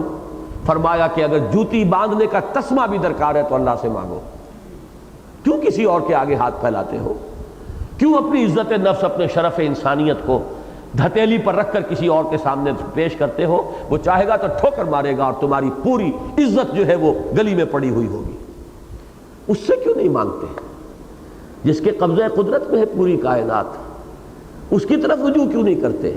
جس کی انگلیوں کے مابین ہے تمام انسانوں کے دل، جس کے دل میں چاہے گا ڈال دے گا اور آپ کی ضرورت پوری ہو جائے گی، بغیر اس کے کہ آپ اپنے آپ کو ذلیل کریں کسی اپنے ہم جنس اور ہم نوع کے سامنے، ایک انسان کے سامنے ہاتھ پھیلائیں۔ مت مانگو کسی سے کچھ، اگر مانگنا ہی ہے تو اللہ سے مانگو۔ اول تو یہ ہے کہ یہ بات بھی عرض کر دوں، مانگنے میں بھی فرق ہے۔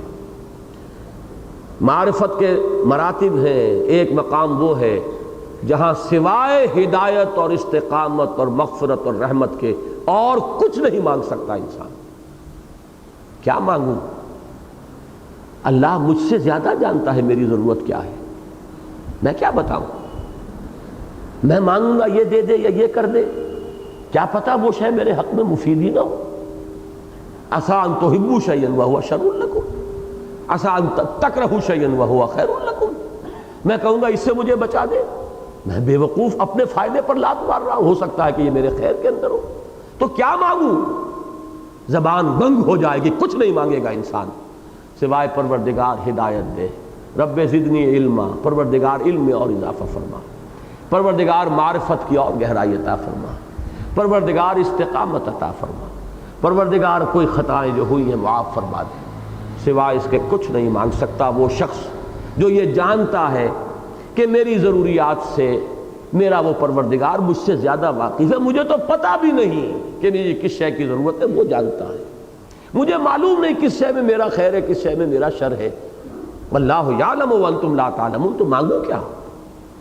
لیکن چلیے اس درجے معرفت پر آپ نہیں ہیں، نیچے ہیں، تو جوتی باندھنے کا تسمہ بھی مانگنا ہے تو اسی سے مانگو۔ تو یہ جان لیجئے توکل، بھروسہ اللہ کے سوا کسی پر نہ رہے۔ یہ ایمان کا وہ لٹمس ٹیسٹ ہے یہ، کہ اگر آپ کا بھروسہ اور توکل اللہ کے سوا کسی اور شے پر ہے، وسائل و اسباب، اشخاص، یہ میرا بھلا کر دے گا، یہ میرا کام بنا سکتا ہے، یہ مجھے نقصان پہنچا سکتا ہے، اس کی خوشامد کر رہے ہیں کہ آپ کا نقصان نہ کر دے، اس اپنے آفیسر کی خوشامد کر رہے ہیں آپ کی رپورٹ خراب نہ کر دے، فلاں کا معاملہ جو ہے اس کے سامنے بچھے جا رہے ہیں، اپنی عزت نفس کو دھیلا کرا رہے ہیں کہ وہ آپ کا کوئی کام بنا دے۔ یہ سب کیا ہے؟ وہ بڑی پست ذہنیت جو اللہ سے واقف ہی نہیں، اللہ سے تعارف ہی نہیں اس کا، اللہ کو جانتا ہی نہیں، کہتا ہے کہ مانتا ہوں، حقیقت میں نہیں جانتا۔ اگر جانتا ہوتا تو اس کا توکل، اس کا بھروسہ۔ دیکھیے یہی بات آئی ہے سورہ بنی اسرائیل کی دوسری آیت میں، وَآتَيْنَا مُوسَى الْكِتَابَ وَجَعَلْنَاهُ هُدًى لِبَنِي إِسْرَائِيلَ أَلَّا تَتَّخِذُوا مِن دُونِي وَكِيلًا۔ یہ لب لباب ہے تورات کی تعلیمات کا۔ ہم نے موسیٰ کو تورات عطا فرمائی، اسے بنی اسرائیل کے لیے ہدایت اور رہنمائی بنایا، جس کا خلاصہ کیا ہے؟ میرے سوا کسی اور کو کارساز نہ سمجھنا۔ جہاں سمجھے ٹھوکر کھا گئے، توحید کی نفی ہو گئی۔ اسی کا ایک معاملہ ہوا تھا سیرت النبی میں۔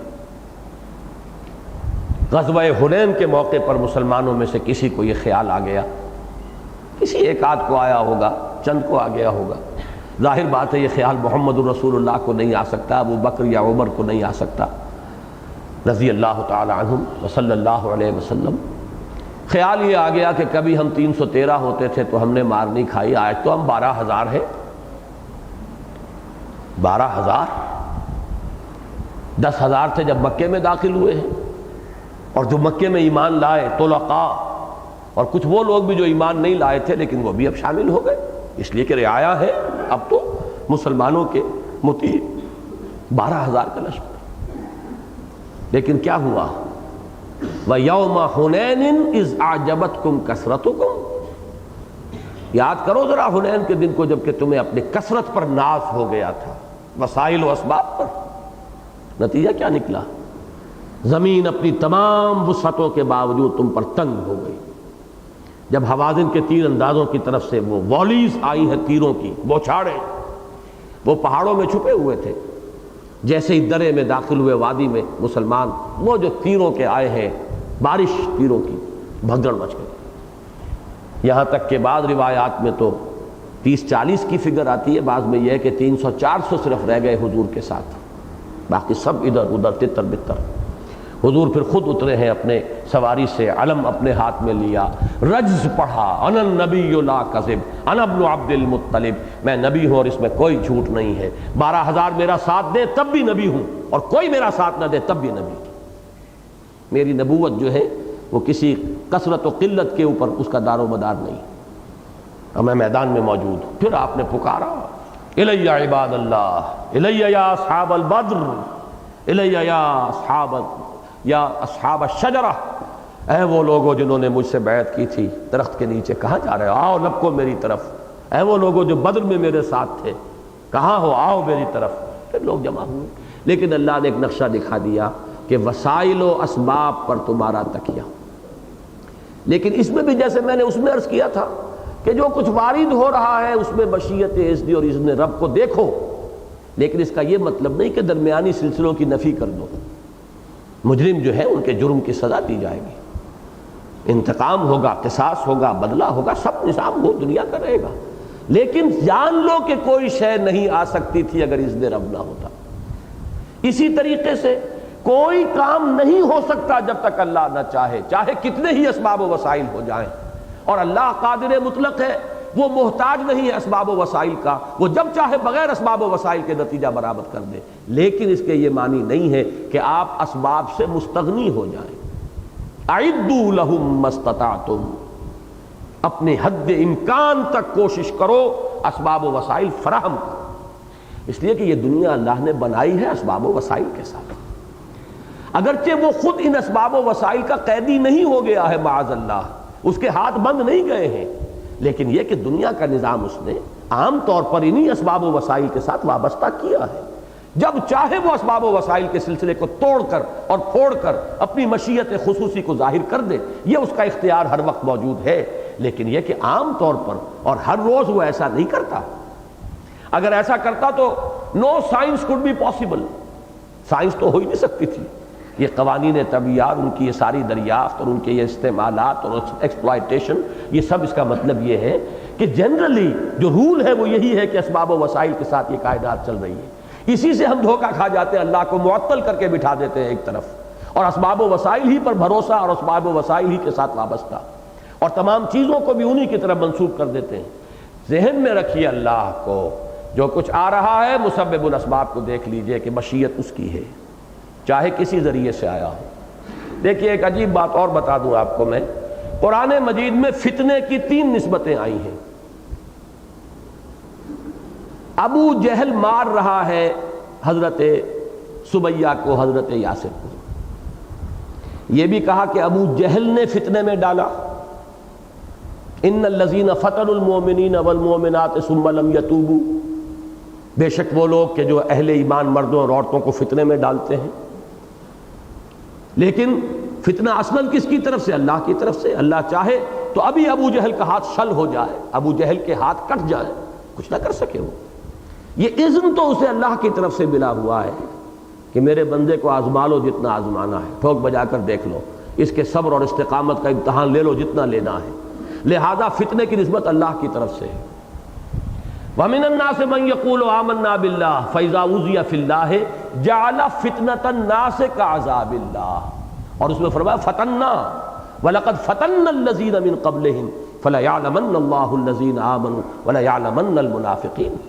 ہم نے تو ہمیشہ آزمایا، ہوا ہی نہیں کہ آزمائے نا، فتنہ ہم نے آزمایا۔ نمبر 2 فتنہ ان کا ہے، فتنۃ الناس، جو لوگ آزما رہے ہیں۔ اور آخری بات کیا ہے جو سورہ حدید میں ہم پڑھ چکے، فتنے میں تو تم اپنے آپ کو خود ڈالتے ہو، وَلَٰكِنَّكُمْ فَتَنْتُمْ أَنفُسَكُمْ۔ اگر تمہیں جان کی محبت زیادہ ہو گئی ہے اللہ کی محبت سے، مال کی محبت زیادہ ہو گئی اللہ کی محبت سے، اولاد کی محبت زیادہ ہو گئی اللہ کی محبت سے، تم نے خود اپنے آپ کو اپنے ہاتھوں فتنے میں ڈالا ہے۔ اب فتنتم انفسکم، فتنہ ہم نے فتنے میں ڈالا، اور فتنے میں ڈالنے والے وہ لوگ، ان الذین فتنوا المؤمنین والمؤمنات ثم لم یتوبوا فلہم عذاب جہنم ولہم عذاب الحریق۔ ایک ہی لفظ فتنہ ہے، نسبتیں 3 ہیں۔ تو یہ ہے اصل میں وہ جو کچھ وارد ہو رہا ہے اس کے بھی 2 کمپوننٹس، جو صادر ہو رہا ہے وہ ایک طرف تو اللہ کے اور رسول کی اطاعت کے سانچے میں ڈھل کر ہو، اور نمبر 2 محنت مشقت اپنی جگہ ہو، توکل اللہ کے سوا کسی شے پر نہ ہو۔ اللہ لا الہ الا ہو وعلی اللہ فلیتوکل المؤمنون، اور اللہ ہی پر توکل کرنا چاہیے اہل ایمان کو، بھروسہ کسی اور شے پہ نہیں۔ تکیہ، اعتماد، دار و مدار، انحصار، یہ اللہ کے سوا کسی اور شے پر ہو گیا تو یہی تو ہے شرک، یہی کفر۔ بتوں سے تجھ کو امیدیں، خدا سے نو امیدی، مجھے بتا تو صحیح اور کافری کیا ہے۔ اسباب و وسائل کو خدا نہ سمجھ لو، ہاں اسباب و وسائل سے مستغنی نہیں ہونا ہے، اپنی پوری محنت کر لو، اور پھر یہ کہو پروردگار، ایک یہ بڑا پیارا نقشہ ہے میدان بدر کا، اے پروردگار میں نے اپنے 15 برس کی کمائی لا کر میدان میں ڈال دی، اے اللہ اگر کل یہ سب کے سب شہید ہو گئے پھر قیامت تک تیرا نام لینے والا کوئی نہ ہوگا۔ لیکن وہ کمائی ڈال دی لا کر میدان میں۔ جب تک یہ نہیں ہے محنت اور اپنی کمائی، اپنی سعی، وہ سب کو لا کے اللہ کی راہ میں نہ ڈال دو تو اللہ تعالیٰ کی نصرت نہیں آتی۔ اسی کا ایک واقعہ آتا ہے کہ ایک بدو آئے حضور سے ملنے کے لیے، صحابی، انہوں نے مسجد کے باہر اپنی اونٹنی کو کھلا چھوڑ دیا، مسجد میں داخل ہو گئے۔ حضور نے پوچھا تم نے اب اس کا گھٹنا باندھا کیوں نہیں؟ عرب کا دستور یہ تھا کہ ایک ٹانگ کو اٹھا کے اس کا گھٹنا کس دیا تو 3 ٹانگوں پر اب اونٹ کھڑا ہے، تو دوڑ تو نہیں سکتا، پھدک سکتا ہے، تو پھدک کر ادھر ادھر کچھ وہ اپنا وہ ہاتھ پاؤں بھی چلاتا رہے، اور کچھ کہیں کوئی شے ہو، کوئی درخت ورخت ہو تو اس سے وہ پتے بھی کھا لے گا، لیکن دوڑ نہیں سکتا، رہے گا کسی ایک لمٹ کے اندر۔ یہ کہلاتا تھا، اس کو اعقال کہتے تھے۔ اور اعقال جو رسی بندھی ہوتی تھی اربوں کے سر پر، وہ حقیقت میں وہ رسی ہوتی تھی کہ بدو جب اونٹ پر سوار ہوگا تو وہ رسی جو ہے اس اونٹ کے گھٹنے میں سے کھولے گا، اپنے سر پر باندھ لے گا، اور جب اونٹ سے اترے گا سر پر سے اتارے گا اور وہ اس سے اس کا گھٹنا باندھ دے گا۔ یہ اعقال کہلاتا تھا، جو اب بڑے سنہری اور بڑے قیمتی اور بڑے عالی شان اور جو سونے کے بنے ہوئے اعقال ہے، اصل میں یادگار ہے اس بدوانہ تہذیب کا وہ جو رسہ تھا کہ جو سر کے گرد اس نے باندھ لیا، کہاں لیے پھرے گا، وہ سر پہ اس نے اس کو دو بل دیا، ٹانگ دیا۔ تو حضور نے پوچھا کہ تم نے اس اپنے اونٹنی کے گھٹنے کو کیوں نہیں باندھا؟ انہوں نے عرض کیا حضور میں نے اللہ پر توکل کیا۔ فرمایا نہیں، غلط کیا تم نے، اعقلھا ثم توکل، جاؤ رسی باندھو پھر توکل کرو۔ تمہاری رسی سے نہیں بچا سکتی، اس کی حفاظت نہیں کر سکتی، محافظ اللہ ہے، لیکن جو سلسلہ اسباب میں جو چیز تمہارے ہاتھ میں ہے اس کو ترک کر دینا، یہ در حقیقت توکل، اسلامی توکل کا تقاضا نہیں ہے۔ بھرپور محنت، پوری کوشش، پوری جد و جہد، اپنی پلاننگ بھی کرنی ہوگی تو اسباب و وسائل کو دیکھ کر کرنی ہوگی، لیکن کبھی بھی اسباب و وسائل کے اوپر تکیہ نہیں ہوگا، بھروسہ نہیں ہوگا۔ تکیہ اور بھروسہ صرف اللہ کی ذات ہے۔ یہ ہیں وہ تین چیزیں جو ایک انڈیویجول کی حیثیت سے ایمان کے نتیجے میں انسان کے، اب یہ میں کہوں گا زاویہ نگاہ اور طرز عمل، اس میں تبدیلی آنی چاہیے۔ دو لفظوں کے جوڑے جمع کر لیجئے، تسلیم و رضا، اطاعت و انقیاد، اور توکل و تفویض۔ تفویض کیا ہے؟ اپنے معاملے کو اللہ کے حوالے کر دو۔ وَأُفَوِّضُ أَمْرِي إِلَى اللَّهِ إِنَّ اللَّهَ بَصِيرٌ بِالْعِبَادِ۔ سپردم بے تو مایہ خیشرا، تو دانی حساب کم و بیشرا۔ پروردگار تجھ سے کیا مانگوں اور کیا درخواست کروں، تو جانتا ہے، میرے کم و بیش سے تو واقف، میری ضروریات سے تو آگاہ، میری مصلحتوں کو مجھ سے بڑھ کر جاننے والا۔ ایک بڑا پیارا شعر ہے فارسی کا، کار ساز ماں بفکر کار ماں، میرا کارساز خود میرے کام میں لگا ہوا ہے، پورے کر رہا ہے۔ فکر ماں در کار ماں آزار ماں، میں جب اپنے کام کے بارے میں خود لگتا ہوں، غور و فکر کرتا ہوں تو غلطی کا امکان ہے نا، آزار اپنے سر پہ ڈال لیتا ہوں۔ اللہ کے حوالے کر کے اس سے زیادہ میرے لیے محفوظ جگہ کون سی ہے کہ جس کے فیصلے میں غلطی کا امکان ہی نہیں، اس کے حوالے کرو۔ یہ تفویض ہے، تفویض الامر الی اللہ۔ پروردگار افوض امری الی اللہ ان اللہ بصیر بالعباد، سپردم بے تو مایہ خیشرا، تو دانی حساب کم و بیشرا۔ تو یہ 6 الفاظ آپ نے نوٹ کیے۔ نمبر 1 تسلیم و رضا، بروں کشید ز پیچا کہ ہست و بود مرا، چہ اقدہا کے مقام رضا کشود مرا، ومن یؤمن باللہ یہد قلبہ۔ نمبر 2 جوڑا کیا ہے؟ اطاعت و انقیاد، جو بھی ہو اللہ اور اس کے رسول کے سانچے کی اطاعت کے سانچے میں ڈھل کر صادر ہو، جو عمل بھی مجھ سے صادر ہو، ہاتھ سے، پاؤں سے، زبان سے۔ نمبر 3 توکل، جو بھی کچھ کروں اس میں بھروسہ صرف اللہ کی ذات پر۔ اب دیکھیے اس کے بعد میں نے عرض کیا تھا وہ ایک فرد کو اب آپ ویژولائز کیجئے، اس دنیا میں، معاشرے میں وہ رہتا ہے، اور 2 چیزیں ہیں کہ جن سے اس کا تعلق ہے، ایک ہے علائق دنیاوی، ایک ہے مال و اسباب دنیاوی۔ یہ دونوں پر پہلے بھی کئی مرتبہ گفتگو ہوئی ہے، اور سورہ توبہ کی آیت نمبر 24 کے حوالے سے اور علامہ اقبال کے ایک شعر کے حوالے سے یہ بات کئی دفعہ آ چکی ہے۔ آج ذرا اس بحث میں اس کو نوٹ، یہ کس پیارے انداز میں فرمایا، یا ایھا الذین آمنوا ان من ازواجکم و اولادکم عدوا لکم فاحذروہم۔ اہل ایمان، یقیناً تمہاری بیویوں اور تمہاری اولاد میں سے یا میں، یہ میں بعد میں بیان کروں گا، دونوں ترجمے ممکن ہیں، تمہارے دشمن ہیں، بس ان سے بچ کر رہو۔ پہلے اس کا مسئلہ سمجھ لیجئے۔ اللہ تعالیٰ نے اس تمدن کے نظام کو چلانے کے لیے محبتوں کی چاشنی رکھ دی ہے۔ یہ محبتوں کی چاشنی نہ ہو تو تمدن چلے ہی نہ. اولاد کی محبت نہ ہو تو والدین اپنا پیٹ کاٹیں گے انہیں کھلانے کے لیے، اپنا آرام حرام کریں گے ان کو پالنے پوسنے کے لیے. وہ ایسی چاشنی ہے اس میں لگے ہوئے، راتوں کی نیند حرام ہو رہی ہے، اپنا پیٹ کاٹ رہے ہیں، ان کو کھلا رہے ہیں.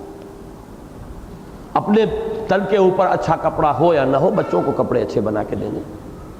یہ محبت کی چاشنی ہے. بیوی اور شوہر کے درمیان وہ محبت اور مودت، بینکم المودۃ، یہ مودت اللہ نے رکھی ہے. کتنی مودت باہمی. یہ نہ ہو تو کیسے نظام چلے گا گھر کا، یہ خاندان کا پورا نظام. لہذا یہ محبتیں جو ہے یہ فطری ہیں، یہ محبتیں طبعی ہیں، اور یہ محبتیں فی الاصل فی نفس ہی بری نہیں ہیں، لیکن خطرہ ہے در حقیقت یہی محبتیں حد اعتدال سے تجاوز کرتی ہیں تو آپ کی عاقبت کی بربادی کا ان سے بڑا ذریعہ اور کوئی ہے ہی نہیں. بچوں کو اچھے سے اچھا کھلانا پہنانا ہے، حلال سے نہیں تو حرام سے. مارے گئے کہ نہیں؟ بیویوں کی فرمائشیں ہیں کہ جو پوری کرنی ہے جائز سے نہیں تو ناجائز سے. ہلاک ہو گئے، برباد ہو گئے. یہ محبت نہیں ہو رہی، یہ عداوت ہو رہی ہے، یہ دشمنی ہے. اگر چوکس نہ رہو گے، اگر محتاط نہ رہو گے، اگر الرٹ نہ رہو گے، اگر ہر وقت چوکنے نہ رہو گے، یہ فطری اور طبعی محبتیں تم پر چھاپا ماریں گی، شبخون ماریں گی، اور تمہیں اللہ کے راستے سے اور حلال اور حرام کی جو تمیز ہے اسے بیگانہ کر دیں گی. لہذا اے اہل ایمان چوکس رہو، چوکنے رہو. یہی محبتیں تمہارے لیے ریڈ سگنلز ہیں، یہ خطرے کی علامتیں، نشانات ہیں. ان من ازواجکم واولادکم عدوا لکم فاحذروا. کس قدر کلیئر لفظ استعمال ہے، تمہارے دشمن. اچھا من کو سمجھ لیجئے، یہ من دو طرح کا ہو سکتا ہے. من تبعیضیہ، بعض، یعنی تمہاری بیویوں اور اولاد میں سے بعض. یہ بھی صحیح ہے، سب بیویاں اور سب اولاد جو ہے وہ دشمن نہیں ہوتی. خدیجہ الکبریٰ رضی اللہ تعالی عنہا دشمن نہیں تھی. اسی طریقے سے حضرت ابراہیم کے بیٹے ان کے دشمن نہیں تھے. حضرت اسماعیل نے تو سر تسلیم خم ہے، گردن ڈال دی ہے. فلما اسلما وتلہ للجبین. لیکن یہ کہ بعض ہوتے ہیں تو من تبعیضیہ یہ بھی صحیح ہے. اور من جو ہے بیانیہ، جیسے کہتے ہیں عربی زبان میں للامیر من اولادہ جند. امیر جو ہے اس کی تو اولاد ہی میں سے ایک لشکر ہے، اتنی اولاد ہے کہ وہ لشکر بن گئی. من اولادہ جند، یہ من بیانیہ ہے. اس اعتبار سے بھی بات صحیح ہے.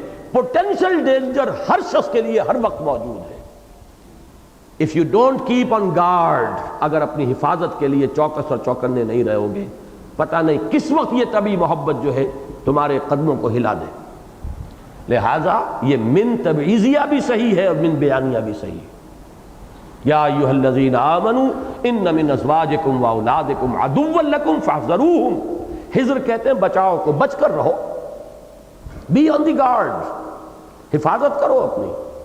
کہیں ایسا نہ ہو کہ تمہاری غفلت اور تمہاری بے خبری کے اندر غیر شعوری طور پر یہ محبتیں جو ہیں تمہیں راہ حق سے منحرف کر دیں. ان من ازواجکم واولادکم عدوا لکم فاحذروہم. لیکن اس میں توازن کا کمال یہ ہے، جیسے میں نے عرض کیا تھا یہ محبت اللہ نے رکھی ہے اور اللہ چاہتا ہے کہ یہ محبتیں رہیں.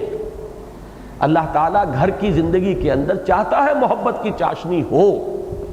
صرف یہ کہ حد اعتدال سے تجاوز نہ کرنے تو اللہ اور اس کے رسول اور اللہ کی راہ میں جہاد کی محبت سے بالا تر نہ ہو جائیں. قل ان کان آباؤکم وابناؤکم واخوانکم وازواجکم وعشیرتکم واموال اقترفتموها وتجارۃ تخشون کسادها ومساکن ترضونها احب الیکم من اللہ ورسولہ وجہاد فی سبیلہ فتربصوا حتی یاتی اللہ بامرہ واللہ لا یہدی القوم الفاسقین.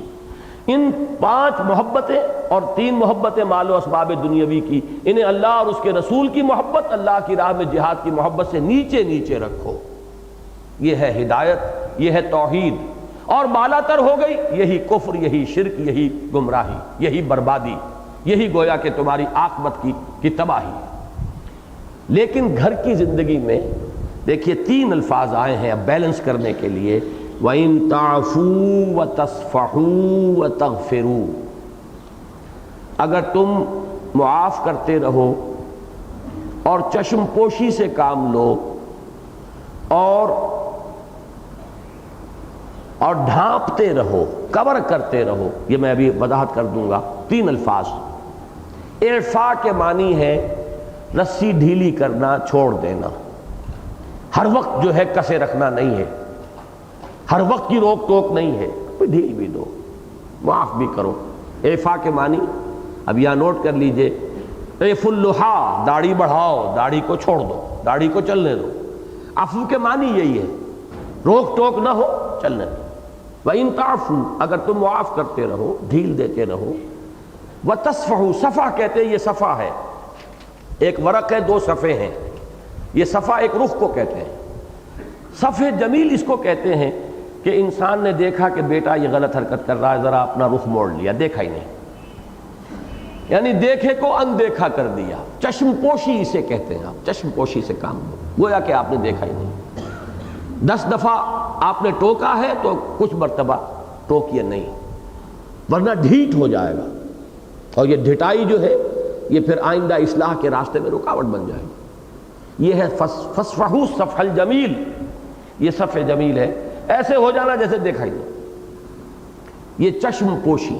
اور تیسرا ہے وَتَغْفِرُوا، غفر کہتے ہیں ڈھانپ لینے کو، مغفر کہتے ہیں خود کو جو سر کو ڈھانپ لیتا ہے اور سر کو بچاتا ہے بلٹ سے یا تلوار کے وار سے، وہ مغفر ہے۔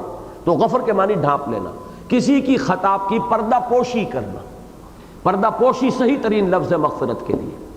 اب یہ 3 الفاظ کتنے ایک دوسرے سے قریب قریب ہیں، ان کو لائے کہ یہ جو گھر کی جو ذمہ داری ہے، بیوی اور بچوں کی تربیت، اس میں یقیناً سختی کی بھی ضرورت ہے لیکن نرمی کی بھی ضرورت ہے۔ ان کو ساتھ جو ہے جہاں تربیت کے اندر جہاں روک ٹوک کی ضرورت ہے، وہاں اس کی بھی ضرورت ہے کہ خطاؤں سے درگزر بھی کرتے رہیں، معاف بھی کرتے رہیں، چشم پوشی سے بھی کام لیں، خطا کے سے جو ہے اس کے اوپر پردے بھی ڈالیں۔ یہ ساری چیزیں بھی ضروری ہیں تاکہ ان کی تربیت ہو سکے صحیح رخ پر۔ اب دیکھیے یہ ہے وہ بیلنس، اس کے لیے میں کہا کرتا ہوں کہ قرآن مجید کے بعض مقامات پر آ کر تو انسان گھٹنے ٹیک کر یہ کہنے پر مجبور ہے کہ یہ انسان کا کلام نہیں ہو سکتا۔ ایک طرف لفظ عداوت استعمال کیا ہے، یا ایھا الذین آمنوا ان من ازواجکم واولادکم عدوا لکم فاحذروہ، لیکن بیلنس کیا ہے وَإِن تَعْفُوا وَتَصْفَحُوا وَتَغْفِرُوا فَإِنَّ اللَّهَ غَفُورٌ رَحِيمٌ۔ اور کس قدر پیاری اپیل ہے، اگر تم یہ معاف کرتے رہو اور چشم پوشی سے کام لو اور پردہ پوشی کرو تو اللہ بھی تو غفور اور رحیم ہے۔ تم چاہتے ہو کہ نہیں کہ اللہ تمہاری خطائیں معاف کرے، تم بھی ان کی خطائیں معاف کرو۔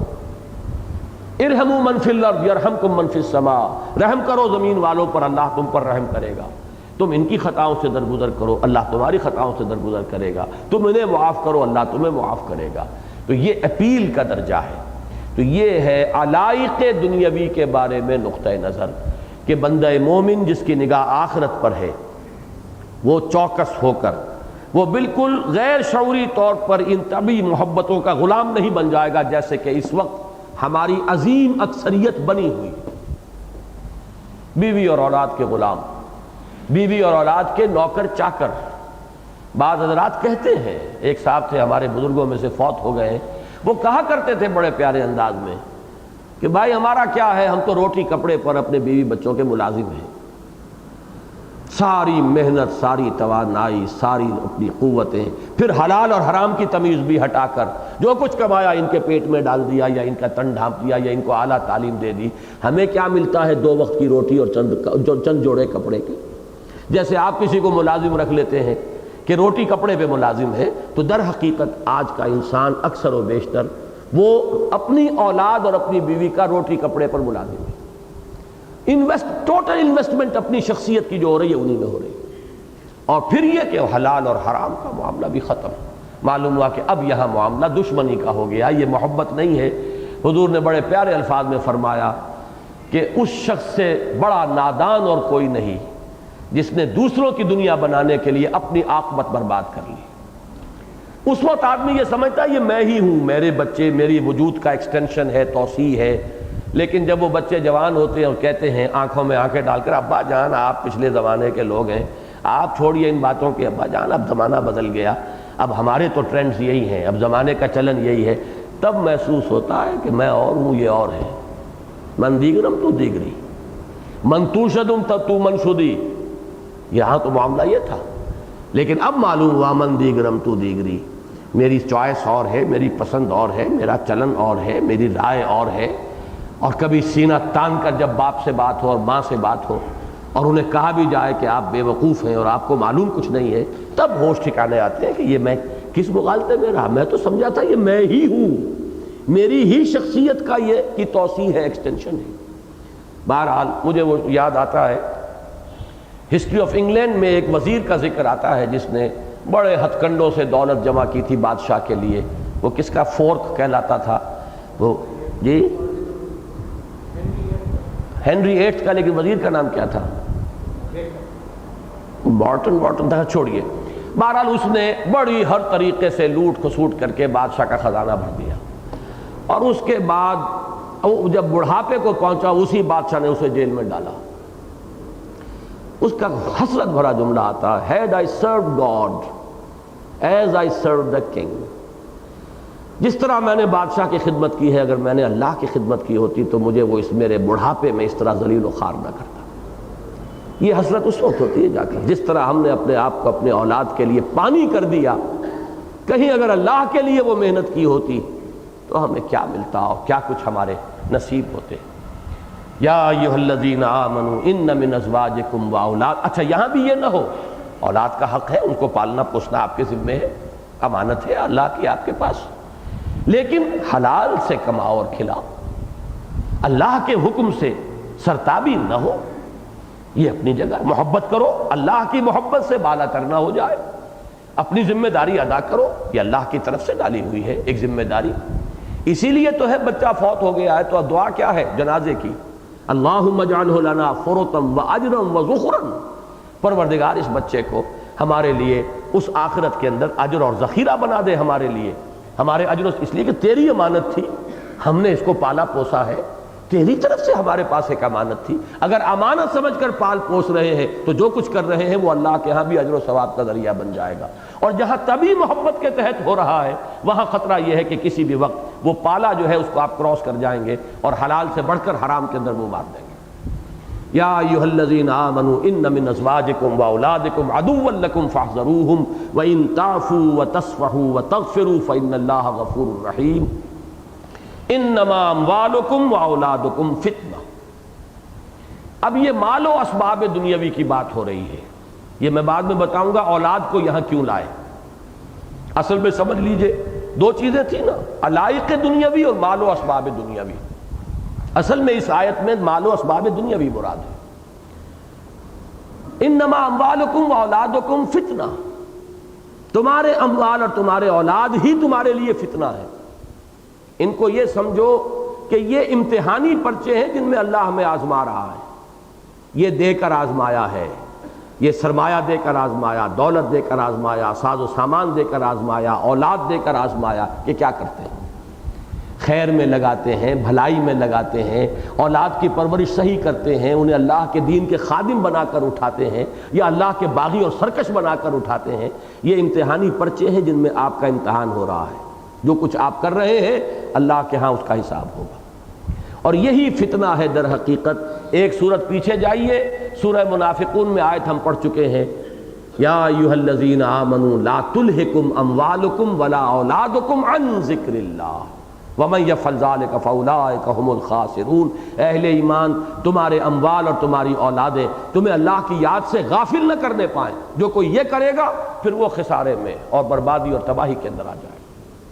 ذرا اور پیچھے جائیے، سورہ حدید میں جو فرمایا تھا منافقین سے کہا جائے گا وَلَٰكِنَّكُمْ فَتَنْتُمْ أَنفُسَكُمْ، تم نے خود اپنے آپ کو اپنے ہاتھوں فتنے میں ڈالا، وہ فتنہ یہی تو ہے۔ انما اموالکم واولادکم فتنہ، ان سے دلی محبت اگر آپ کی زیادہ ہو گئی ہے اللہ اور اس کے رسول اور اللہ کی راہ میں جہاد کے مقابلے میں، تو گویا کہ آپ نے خود اپنے آپ کو اپنے ہاتھوں فتنے میں ڈال دیا۔ انما اموالکم واولادکم فتنہ۔ اب میں عرض کر دوں کہ یہ کیوں یہاں پر اولاد کی ریپیٹیشن آئی ہے۔ دیکھیے اولاد کے بارے میں یہ جان لیجئے، ایک طرف اس سے محبت طبعی ہوتی ہے، دوسری طرف اولاد کو انسان ایسٹ بھی سمجھتا ہے، اولاد سے مستقبل کی امیدیں بھی وابستہ کرتا ہے۔ بیوی کی محبت میں مستقبل کی کوئی امید نہیں ہے، وہ محض محبت ہے، لیکن اولاد بڑھاپے کا سہارا بھی بنتی ہے۔ جیسے بینک بیلنس سے آپ کا دل مطمئن رہتا ہے، بڑھاپے کے لیے سامان میں نے رکھا ہوا ہے، پینشن ہے جو ملتی رہے گی، فلاں ہے، یہ ہے، ہوتا رہے گا، اسی طرح کا سہارا انسان سمجھتا ہے اولاد کو بھی کہ یہ میرے بڑھاپے کی لٹھیاں بنیں گے، یہ میرا سہارا بنیں گے۔ تو اولاد کی حیثیت دو گنا ہے، ایک طبی محبت، وہ دو طبی محبت جو بیویوں سے بھی ہے، لہذا ان کو وہاں بریکٹ کیا ان من ازواجکم و اولادکم عدو لکم۔ دوسرے یہ مال کے ساتھ بریکٹ ہوئے کہ یہ اس سے امیدیں وابستہ ہوتی ہیں، ان کو سہارا آدمی سمجھتا ہے، ان کو اپنے فیوچر کے لیے ایسٹ سمجھتا ہے، لہذا ان کو اس اعتبار سے بریکٹ کر دیا دوبارہ مال کے ساتھ۔ انما اموالکم و اولادکم فتنہ۔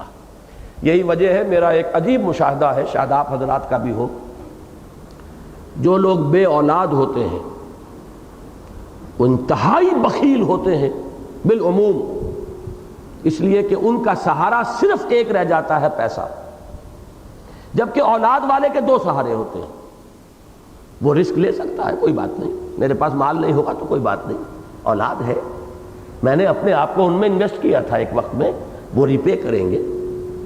لیکن جہاں اولاد نہیں ہوتی، اکثر و بیشتر میں نے دیکھا انتہائی بخیل، پیسے سے انتہائی محبت کرنے والے، اس لیے کہ ان کے یہ دونوں سہارے جو ہیں وہ ایک میں آ کر چونکہ مرتکز ہو گئے، لہذا وہاں اس کی شدت بہت گہری ہوتی ہے۔ انما اموالکم و اولادکم فتنہ۔ اب دیکھیے یہاں ایک لفظ آیا ہے بڑا عجیب، واللہ عندہ اجر عظیم۔ اللہ ہی ہے جس کے پاس ہے بہت بڑا اجر۔ یہ اجر کیا ہے؟ وہ جو میں نے کہا تھا انویسٹمنٹ کا بدل۔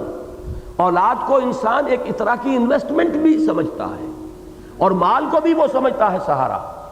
تو جیسے کہ ابھی میں نے آپ کو یہ جملہ سنایا اس برطانیہ کے اس بادشاہ کے اس وزیر کا، اگر میں نے اللہ کی خدمت کی ہوتی جیسے کہ میں نے بادشاہ کی خدمت کی ہے تو وہ مجھے میرے اس بڑھاپے میں ذلیل و خوار نہ کرتا۔ یہ اجر جو ہے، اللہ کے لیے محنت کرو گے، ایک پیسہ لگاؤ گے، ایک منٹ لگاؤ گے اللہ کے لیے، اس کا اجر و ثواب ہے، وہ ضائع ہونے والی شے نہیں ہے۔ وہ اس ایٹرنل بینک میں جا کے ڈپازٹ ہو گیا ہے کہ جس کا کبھی دیوالا نکل ہی نہیں سکتا، جس کے اندر کوئی اندیشہ ہے ہی نہیں کہ کوئی نقصان آ جائے گا۔ جو لمحہ بھی لگا ہے، حاصل زندگی ہیں وہ لمحے جو تیری یاد میں گزرتے ہیں۔ وہ لمحہ جو اللہ کی یاد میں بسر ہوا، وہ ایک قطرہ کہ جو اللہ کی یاد میں آنکھ سے ٹپکا اور زمین میں جذب ہو گیا، وہ ایک قول جو اللہ کے راستے میں انسان نے کسی کو خیر کی طرف بلانے کے لیے وہ ایک کلمہ جو کہا ہے، ان میں سے ایک ایک چیز اب ایٹرنل ہو گئی ہے، وہ ابدی ہے، اس کا اجر اور ثواب محفوظ ہے۔ تم اولاد میں اپنے آپ کو انویسٹ کر رہے ہو سکتا ہے اولاد سعادت مند بھی ہو، لیکن وہ 100 میں 10% سے زیادہ کا چانس نہیں ہے کہ وہ بڑھاپے میں آپ کی دیکھ بھال بھی کرے۔ آج کے مغربی معاشرے میں تو اس کا امکان سرے سے ختم ہو چکا ہے۔ بوڑھے والدین ترستے ہیں اپنی اولاد کی شکل دیکھنے کو۔ اب ہمارے ہاں بھی ایسے ہو رہے ہیں، اولڈ ایج بینیفٹس ہوں اور سینئر سٹیزنز کے لیے کچھ سہولتیں ہوں، ان کے لیے ایسے اولڈ ہاؤسز بنا دیے جائیں جہاں انہیں ڈپازٹ کر دیا جائے تاکہ یہ بڈھے ہمارے سر کے اوپر سے ٹلیں، ہمارے عیش کے اندر مخل ہوتے ہیں، ہمارے اوپر روک ٹوک کرتے ہیں، بس ان کو وہاں رکھو، ٹیلی ویژن رکھ دو، یہ کھائیں پیئیں، اچھا بھلا کوئی نرس ہو دیکھے۔ ان میں جو حسرت پیدا ہوتی ہے کہ اب کرسمس کے تہوار کی صرف ایک ویلیو ان کے ہاں رہ گئی ہے کہ بوڑھے والدین کو توقع ہوتی ہے کہ اولاد کو دیکھنا نصیب ہو جائے گا کرسمس میں، اور وہ بھی نہیں ہوتی، پوری وہ بھی نہیں ہوتی۔ انتظار کر رہے ہوتے ہیں کرسمس کا کہ شاید اولاد کی جھلک دیکھنی نصیب ہو جائے۔ یہ ہے واللہ عندہ اجر عظیم۔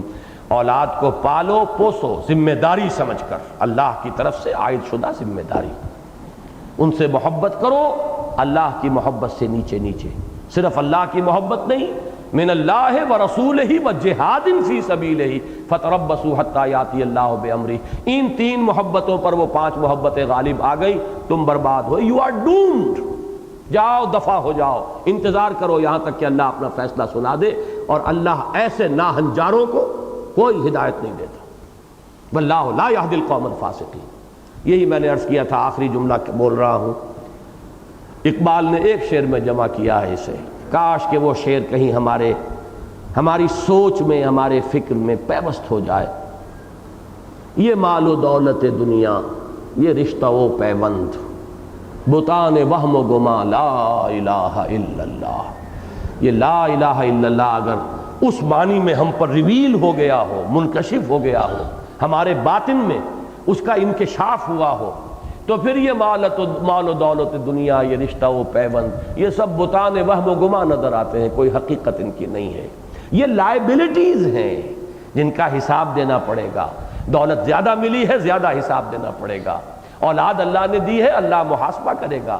ان کی تربیت کیسے کی تھی، کس رخ پر ڈالا تھا، کیا تعلیم دی تھی، کیا سکھایا تھا، کیا تلقین کیا تھا، ان کی صرف دنیا ہی بنانے کی فکر کی تھی یا ان کی عاقبت کی بھی فکر کی تھی، یہ سارے حساب کتاب دینے پڑیں گے۔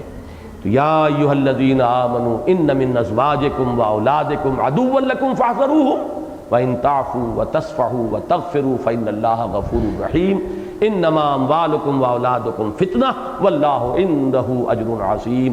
5 آیتیں یہاں ختم ہوئیں۔ یہ ایمان کے مضمرات، ثمرات، نتائج، انسان کے نقطہ نظر میں، زاویہ نگاہ میں، طرز عمل میں، علائق دنیاوی کے بارے میں اس کی رائے اور مال و اسباب دنیاوی کے بارے میں اس کی سوچ، یہ ہے کہ جو ایمان کا اگر ہے انسان کے دل کے اندر، اگر موجود ہے وہ حقیقت، تو یہ کیفیت ہے۔ اس سانچے میں یہ چیزیں ڈھل جائیں گی۔ اس کے بعد اب اگلی آیت ہے فَاتَّقُوا اللَّهَ مَا اسْتَطَعْتُمْ۔ اب وہ فا سے شروع ہوا ہے کہ یہ 5 چیزیں اگر سمجھ لی تو پس اب ان کے تقاضوں کو پورا کرو۔ یہ انشاءاللہ اگلے ہفتے ہم پڑھیں گے۔